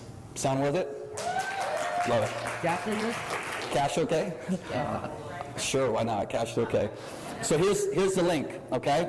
So you can secure your spot. I've got an early bird stuff all set up for you guys. The website is simple. Yes, I created it custom just for you guys. fab.coachfryer.com. But to sweeten the deal, because I like to work with action takers. Where's my action takers? Raise your hands.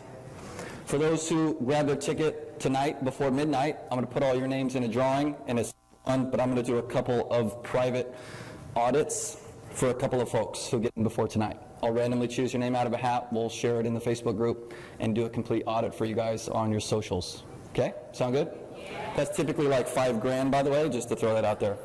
Cut it. Okay? And then I would just sound Yeah, so you just open up Safari or Google Chrome, whatever your browser is, fab.coachfryer.com.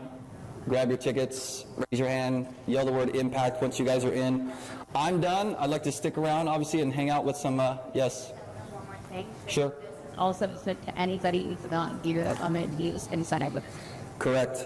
So the early bird ends in 3 days. Once we start on Tuesday, the price doubles. Oh, you. Let's start. So Shauna, just not just for you guys in this room, this is for your teams as well. You don't have to share, but if you'd like to share, you can. I would encourage they get in before Tuesday, and if they get in before tonight, they can also be entered to win social media audit from me as well. Okay? Good? You guys ready to run? Yes. Easy peasy? Go back one slide. Go back one slide. Already done. Already done. Who's done already? Say impact. Impact, impact. Okay, 3, we're in. I'm hanging. I don't know what time. They didn't let us in this room till late, so maybe we got a few extra minutes. But I would love to just do some Q&A. I know we had a few questions throughout, but I really like to hang here and answer any other questions you guys might have as a group, and then turn it back over to the leaders when done. So are there any questions? Let's go through rapid fire. I always wondered when I was younger and said, why is the writing is so small? What do you On where? on their stories or Instagram or Facebook? So The writing is so small. So when you add the text in your stories, there's a little slider on the left-hand side. You can slide it up to make the text larger. But what I'm saying is they want to do that. Like if they're intentionally making it noise.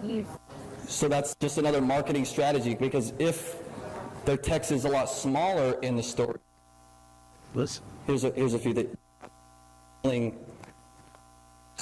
to keep your attention, right? Because if you see a bunch of text, let's be honest, if you stumble across someone's stories and they have 3 paragraphs worth of text and the text is this small, what are you probably going to do? Swipe, screenshot of it, widen out. So this is good, because 99% of you said I'd probably just swipe and just move to the next, right? Because our attention spans are 0, it's too much information. But she just said I would screenshot it and then widen it up to read it. That's good to know. But I think what's also good to know is what the other 99% of the room said. They would probably just scroll by. So I prefer less text, bigger, easier to read. I think this is a valid point. No matter what you're making on social media, whether it's a colored background post, a reel, whatever, always put yourself in the shoes of your reader, of your viewer. How can I make it easier on them? Make sense? I'll give you another example, and then we'll get to the next question. I've seen some people do reels out there, and the text on the reel is like diagonal. Is that not making it more difficult for people to read? Yes or yes? Right? Again, I'm like, smack this person upside the face, and you're just making it more difficult. No wonder you're not getting views in this, because people don't want to take the time to work that much harder to read what you're writing. Or you just like colors, where to write. Or even the color or the fonts. These are all great things to understand on social. How can I make it easier on my friends and followers to read and watch the content I'm putting out there? Correct. Yeah, yes, sir. What does it say? Farah.com and stop. He got you. He got you. So open up Google Chrome. Yep. fab.coachfire.com. Yep. Let's say that if somebody gets a bike or love on just such a bad of the things, or doesn't contact persons to make confidence. It's a good question. So I want to actually say this. Did you guys hear her question? He said, let's say you make a curiosity post and someone likes or loves it, but they don't comment. Does that give you the right to reach out and message? What do you guys think? I'm just curious. What What do you think? I think it's just taking her for following with friends. Okay. So that's a positive thing to do again, same district. Good. Okay. So here's what I would personally do today if I put a curiosity post out there and someone liked or loved it but did not comment. Okay? I would probably say something, and you guys can put this in your own words. What's your first name again? Gail. Gail. I would say, hey, Gail, thanks so much for the love on my last post about XYZ. Were you just supporting, or did you have, or were you curious? Sir. Something simple like that. So again, I'm going to say name, compliment, question. Hey, Gail, thanks so much for the love on my last post. Were you just showing some support, or did you actually wonder what I was talking about? Were you curious about what I was sharing? What you could do to even make it better at the end and say, either way, no worries. Yeah. Because now that makes it totally non-salesy, non-pressure, anything. Okay? Yep. So I have a question. Yes, so much of our teams, like this, everybody loves each other and towards each other. And so we get a lot of people like just loving the crop line and the down and the up line and giving them love as well. So what does that mean to the algorithm? Is that, and how do we, all of us are assisting each other? Yep. And we're, instead of supporting our team and Doing more harm than good. we're kind of Correct. so, Did everybody hear that question? She says a lot of her one of the teammates makes a post, and a lot of her teammates will go interact and engage. Well, this is doing more harm than good, right? Number one, it's fake. Let's just call it what it is. Number two, it's training the algorithm to show more of your content to more of your team. That's not who you're trying to market to and recruit. Same. Doesn't make a whole lot of sense. All it does is kind of stroke the ego. I get that for maybe a newer person, but I'd rather them just rip the Band-Aid off, get out there, and if they get one like, you get one like, bro. Get better, right? That's what I tell them. everybody loves this hard. Of course. Wait, and then is it Success. could they, if you do a spirit media like with team to support them, help them grow, or do so a little bit, or to still leave that out? I mean, I do think that's important, yes. Hard because he wants to. So the second question is like, for your personally enrolled, like you genuinely want to support them and love their post. Absolutely. I'm not saying not to do that. It's the idea of creating these like follow trains, if you will, to just boost someone's ego. Like that's not, no, show genuine love. Yeah. So we want to build our authentic. Correct. And we want Always. to build us. Always, yes. First grade. When you have somebody engaged, that's the what you're supposed to use in your screen. Very high if you use those three questions. Think of it like this. You create a curiosity post or your IPS stories, and someone comments or answers the poll. They jumped through the first hoop, didn't they? Right? Now I got them in the DMs. They're a qualified person. They want more information. They've given me permission to share. Now I go through these three qualifying questions. They get through that. The likelihood of them now jumping through the second hoop, if you will, The conversion rate is very high. So, what do you do to me to forge have small love kind of a how do you do we have right there as possible? We down your guys when they spin and turn it. Okay, so the question was about follow-up. You guys okay if I share my quick whole follow-up strategy? We didn't talk follow-up today, but I can give you this simple. Yes? Yes. Everybody say follow-up? Follow-up. Okay, so right now it's 137. This is my fault. Yes, I have systems for everything. Yes, it's you know. Systems. And you'll notice they're all in what? They're all in threes. GNC 137, I could go on. Yes. Okay, so 137. This is my follow-up sequence I've taught for years, okay? So the great question was, okay, I just did this conversion stuff. They're still on the fence. I don't know. I don't want to pressure them. I'm going to back off. What do I do to follow up, okay? So the 1 stands for 1 day or 24 hours. Very simple. You're going to send a follow-up message, and it's just going to say something simple like, hey, Erica, did you have any other questions I could best help answer about what I shared yesterday? If not, totally fine. Did you have any other questions I can best help answer? Some of my favorite language. Are there any other questions I can best help answer? Do you have any other questions I can best help answer? And if you really want to get technical, you talked about yesterday. Are there any questions I can further best help answer about you wanting to lose a few more pounds or whatever you talked about? Remove the inflammation in your body. Increase your energy levels throughout the day, right? It just makes sense. If not, no worries. So day 1 follow-up, I am going to reference our conversation from yesterday. But I'm going to come from a place of service, not sales. Everybody got that? Yeah. Everybody say 1. Now say 3. Okay? Let's say they don't respond to that. Or I really didn't get anywhere. They ghosted me. They saw my message, but they didn't respond. What do I do now? Run. Yes. We sit Indian style in the closet and we cry our eyes out. Yes. No. What we actually do, because we're here to make money and help people. Amen? Yes. Does crying in the closet help us make more money? I mean, maybe, but I don't know. No.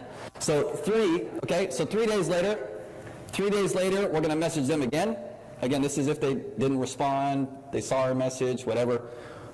This is we're not going to talk about anything about our previous conversation. All we're basically going to do is bump our conversation, so it might say something, hey Marilee, hey Jenny, just want to reach out, hope you're having a great day. Okay. Nothing about our previous conversation, nothing about the product, nothing about the business, just a genuine show back up in their newsfeed. Because when they get that message, what's the first thing that's going to pop in their head? It's reverse psychology. Everybody understand this? I send that 3-day follow-up and it has nothing to do with our previous conversation. It's just me just checking in. Right? Like you actually care because you do. Worry. They're going to open that message thinking. See how I'm always getting into the mind of my prospects? You see how all this stuff works? That's something. Heaven forbid they don't respond. Everybody say 7. I'm going to follow up 7 days later. Now, I'm a big fan of take it for what it's worth. But if you express interest in what I'm doing, I'm going to follow up with you 3 times within the first week. And if you still put me off, smell you later. I'm not wasting my time. That's just me personally. Could you follow back up with them in a month, in 6 months, a year? Sure, it's fine. But I'm not in the business of chasing people, and neither are you. I've got the cookie. I've got the solution to your problem. I'm not going to chase you around with it. All right, so back to 7. Everybody say 7? 7. Okay, so 7, I've got a couple ways to say this. 1 is a little bit more brash. Where's all my brash folks? You just give it to them how it is. You're like, I don't give a rat's, whatever. Okay, so this is for all my brash folks. Okay, all my yellow personalities, don't listen, clog your ears, okay? So the brash 7-day follow-up is something like this. It's, hey, John, I want to circle back around one last time before I cross you off my follow-up list.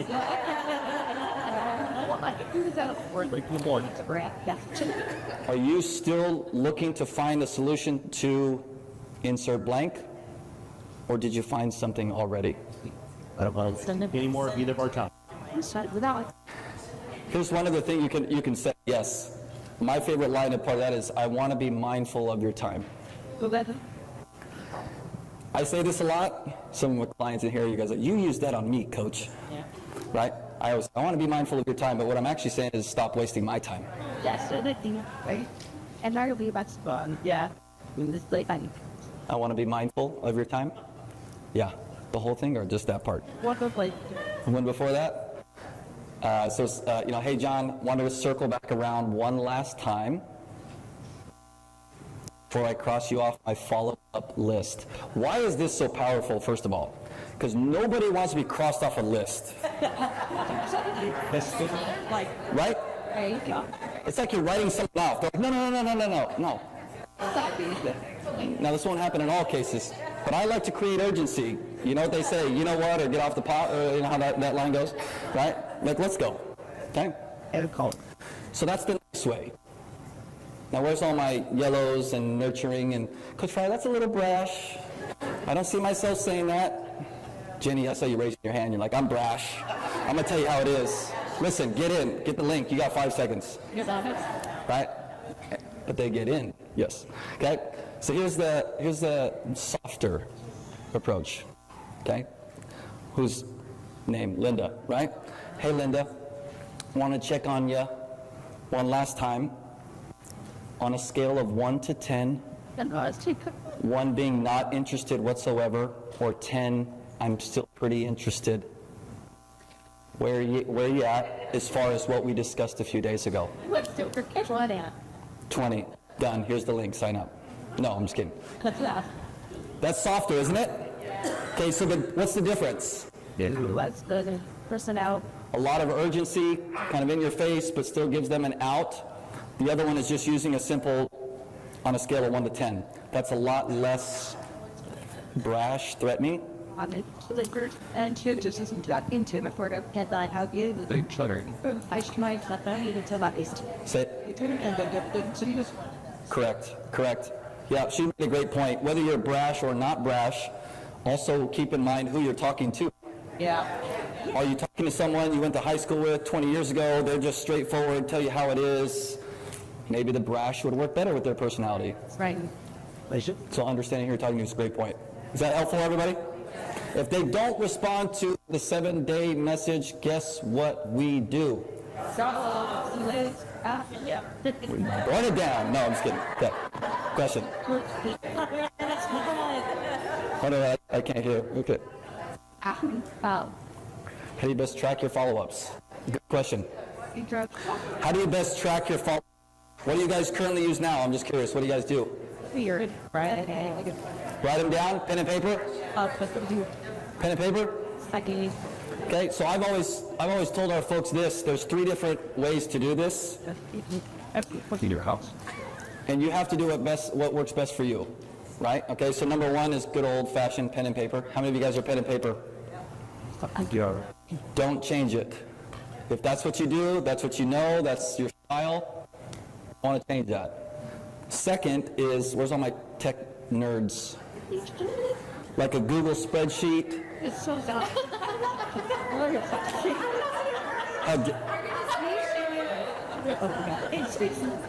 There's some serious calling going on up here. He knows that. Okay, but there are some folks who prefer spreadsheets, Excel spreadsheets, tracking follow-ups. They know how to create little formulas in the spreadsheets. I'm not that smart, but that's an option. I hate this. Option number 3 is finding a CRM. There are customer relations, something management, something. There are a few different apps. I won't say them here because there's so many different ones. But there's a few apps. Some have been specially made for this profession. And to my knowledge, they're anywhere from like $1 a month to $50 a month, upwards of 100, some of them. But they can help track follow-ups, set reminders, stuff like that. I'm sure your leaders probably know of a couple of options you can look into. But again, I would always just say use your strength. What'd you say? Say tomorrow now. Yeah. Okay. So Heidi said your guys' app does a lot of that. So if you're more techie like that and want to use the app, if it's already provided, thank you, LifeVantage. Well, let's keep that one. Sure. 137. It's a 3 days after the original conversation. It's after the one. Perfect. Good. What's the question? The question was, on the 137 follow-up, after I follow up day 1, do I wait 3 days after that? Or do I wait 3 days from the original conversation? I always just say 3 days after the 24-hour follow-up. Yep, 7 days later. Yep. Today, Sean was everything for the different essentially fire business. What is the actual schedule? Can sit up. Our stand it up and oh, we're gonna do right because you get us a schedule for to do that stuff. You are not but you're not. Sure. Okay. So great question. Can I give you guys a schedule of how much to post, how little to post on social media? How many of you guys this would be helpful? We talked about that real quick. Yeah. So this is a great question, and there's not some cookie cutter formula that I can give you. But what I can say is, based off of the people in this room, how many of you want to go fast? Okay. Nice. Thank you. How many of you want to go really fast? I was really like that game like it was it yeah. How many of you want to go lightning speed fast? How many of you? No, I'm just kidding. There's no more. There's no more. No. The fact of the matter is, there's folks in this room right now whose social media completely overwhelms. And in my own humble opinion, I would challenge you to start with just your Facebook profile, for example, and just try to create one piece of content every day. That's it. There are other folks in this room who are like, I want to go a little bit faster. I understand social. I'm pretty savvy already. For Facebook, it might be, one post a day. I call it a home run post, so it could be a reel, could be a curiosity post, could be something else. Also contributing to your stories using IPS, also implementing the Facebook group strategy, and so on. Okay? So incorporating more of that. Now, where's all the really, really fast folks? Where's the lightning speed folks? Okay, I'm someone who doesn't mind a lot of work to compress time, to learn something 10 times faster. I'm just the type of person that if you told me I have to do reels, for example, I don't want to do 1 reel a day for the next 5 years. That's not me. I want to do 90 reels in the next, 30 days. Why? I'm going to learn so much faster. It's going to be a lot of work during this 30 days, 100%. But I'm going to learn what's working, what's not, and then I can do 1 reel a day or a few reels a week after that, once I know exactly what's working, for sure. So to best answer your question, Instagram or Facebook is your focus? A little bit of both. They put that on a daily. They're acting like to break the Okay. So Facebook, if you want to go super fast, it would be 1 piece of content per day and 1 reel per day, publicly on your wall. So maybe a morning and an evening, plus the stories and all that stuff. That's behind the scenes.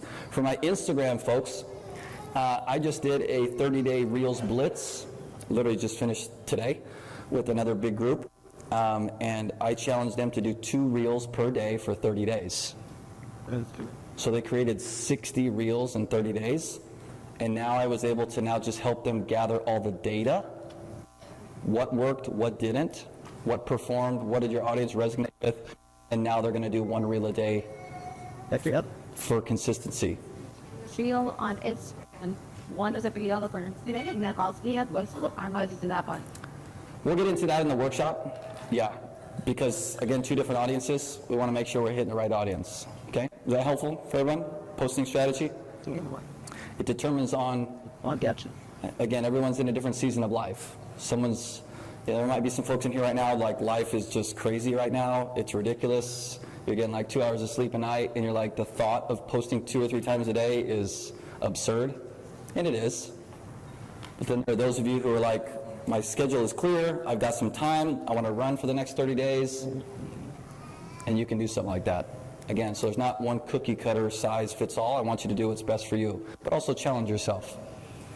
Okay, next one. To tell that you swap the labels. doing that on. And I'm looks but Facebook versus stories, Instagram. You have like like Derby on Facebook. I can send out a lot of this happening. Joe. Because I'm Joe. So let's talk about demographics. So we have all different ages, types in the room now. If I was to ask you, if I was to go around and ask some of you right now, who is your ideal new customer or teammate? Could you tell me? Because the answer of, well, everybody needs our product is wrong. And the sooner you can figure out what that is, the more success you're going to have. So for those that are in here right now, think about how many customers you currently have, okay? You guys think 5, 10, 15, 25, some of you guys have lots more. But start to think about the existing customers you have. What is the demographic of them? Older, puppy. Older for you. What's age? Probably 50 to like. So 50 or older. Was the majority of her male or female? Mostly female. So do you see now, for a lot of her curiosity, stories, content, where I'm trying to convert, who am I going to speak directly to? Women. That woman over 50. Will that attract other women that are not 50? Of course it will. But you know your bread and butter, right? Is this helpful? I can do one more example if you guys have another. No? Good? You guys all know your demographics? Sure, Holly, what's up? We boxed them about the kids this week. And it's not crazy. So I did a reel. Okay. With really side things. But it was the cut, so it's not collaborating. I don't know, I was pretty safety house and house the thing. I never thought this stuff already said, you know what? 40 million? No. Boss, however. Question. Will you sign autographs after we're done? Okay. That I left instead, it's always, Yeah. oh, that I lose. They don't know when it starts or it ends. Looping. But the problem is that, yes, I got a lot of calls. The wrong people. So then it's all the wrong people. And then it slowed down. And then when all of a sudden it popped up. Thanks, Instagram. All of the wrong, yeah, but it's all the wrong people. Okay. So it's not actually logos, and it wasn't, and it's I had to go away. I have all these people that are like got weird cartoon baseballs. Those are your ideal clients, aren't they? No? On the base for just being something that all she got like oh, this is popular current time from city to now I just feel like I just stop. Yeah. I don't you just try to see it, I like it, like I don't know it's good set. So I wouldn't delete it, just for social proof, for the time being. Deleting it has its pros too, but I personally would leave it with the belief that there is a percentage of people within there that I know I'll be able to help, so that's first. Second is, it's more of an intermediate to advanced. I don't know if you have a Instagram channel yet. I'll teach that in the workshop, okay? Because that's more of a nurturing component. It's got reels that are driving traffic and followers. And then I'll show you how so for example, how many of you follow Instagram? Some of you? So I've got 45, 6,000, big whip do, right? A lot of people out there with more followers than me, but what I know and understand is not all 46,000 of those people see my stuff, right? Not all 46,000 of those people, although it might look cool, it's just a number, in my opinion. I want to work and speak to a percentage of those people who want what I have to offer. Make sense so far? So what I decided to do is create an Instagram channel. If you were to go look at it, it's right there. It's free. It's on my Instagram profile. And I've encouraged the people who are serious about getting my help daily and weekly for free to join this channel. So what I've done is I've taken a percentage of those 46,000 followers. I've now built this free Instagram channel that only I can send messages to. They can't reply. I can keep dripping on them every day, every week. There's just under 2,000 people now in this channel. would it be better to do that over in Calais was saying? In addition to, depending upon where you're at. But that's more intermediate to advanced. But that might be something that you can leverage right away to start speaking to. How many followers you got now, Instagram? Not very. well done. Into Brandy's. Yeah, which is fine. But now maybe we consider adding a channel to take 50, 75, 100 of those who are really passionate about the content you're putting out there, speak to them directly. That's it. Yeah. I know that was, some of you were like, "Phew."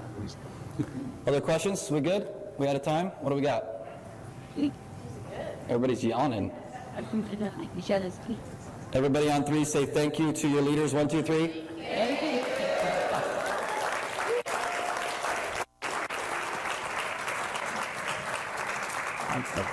I'm super.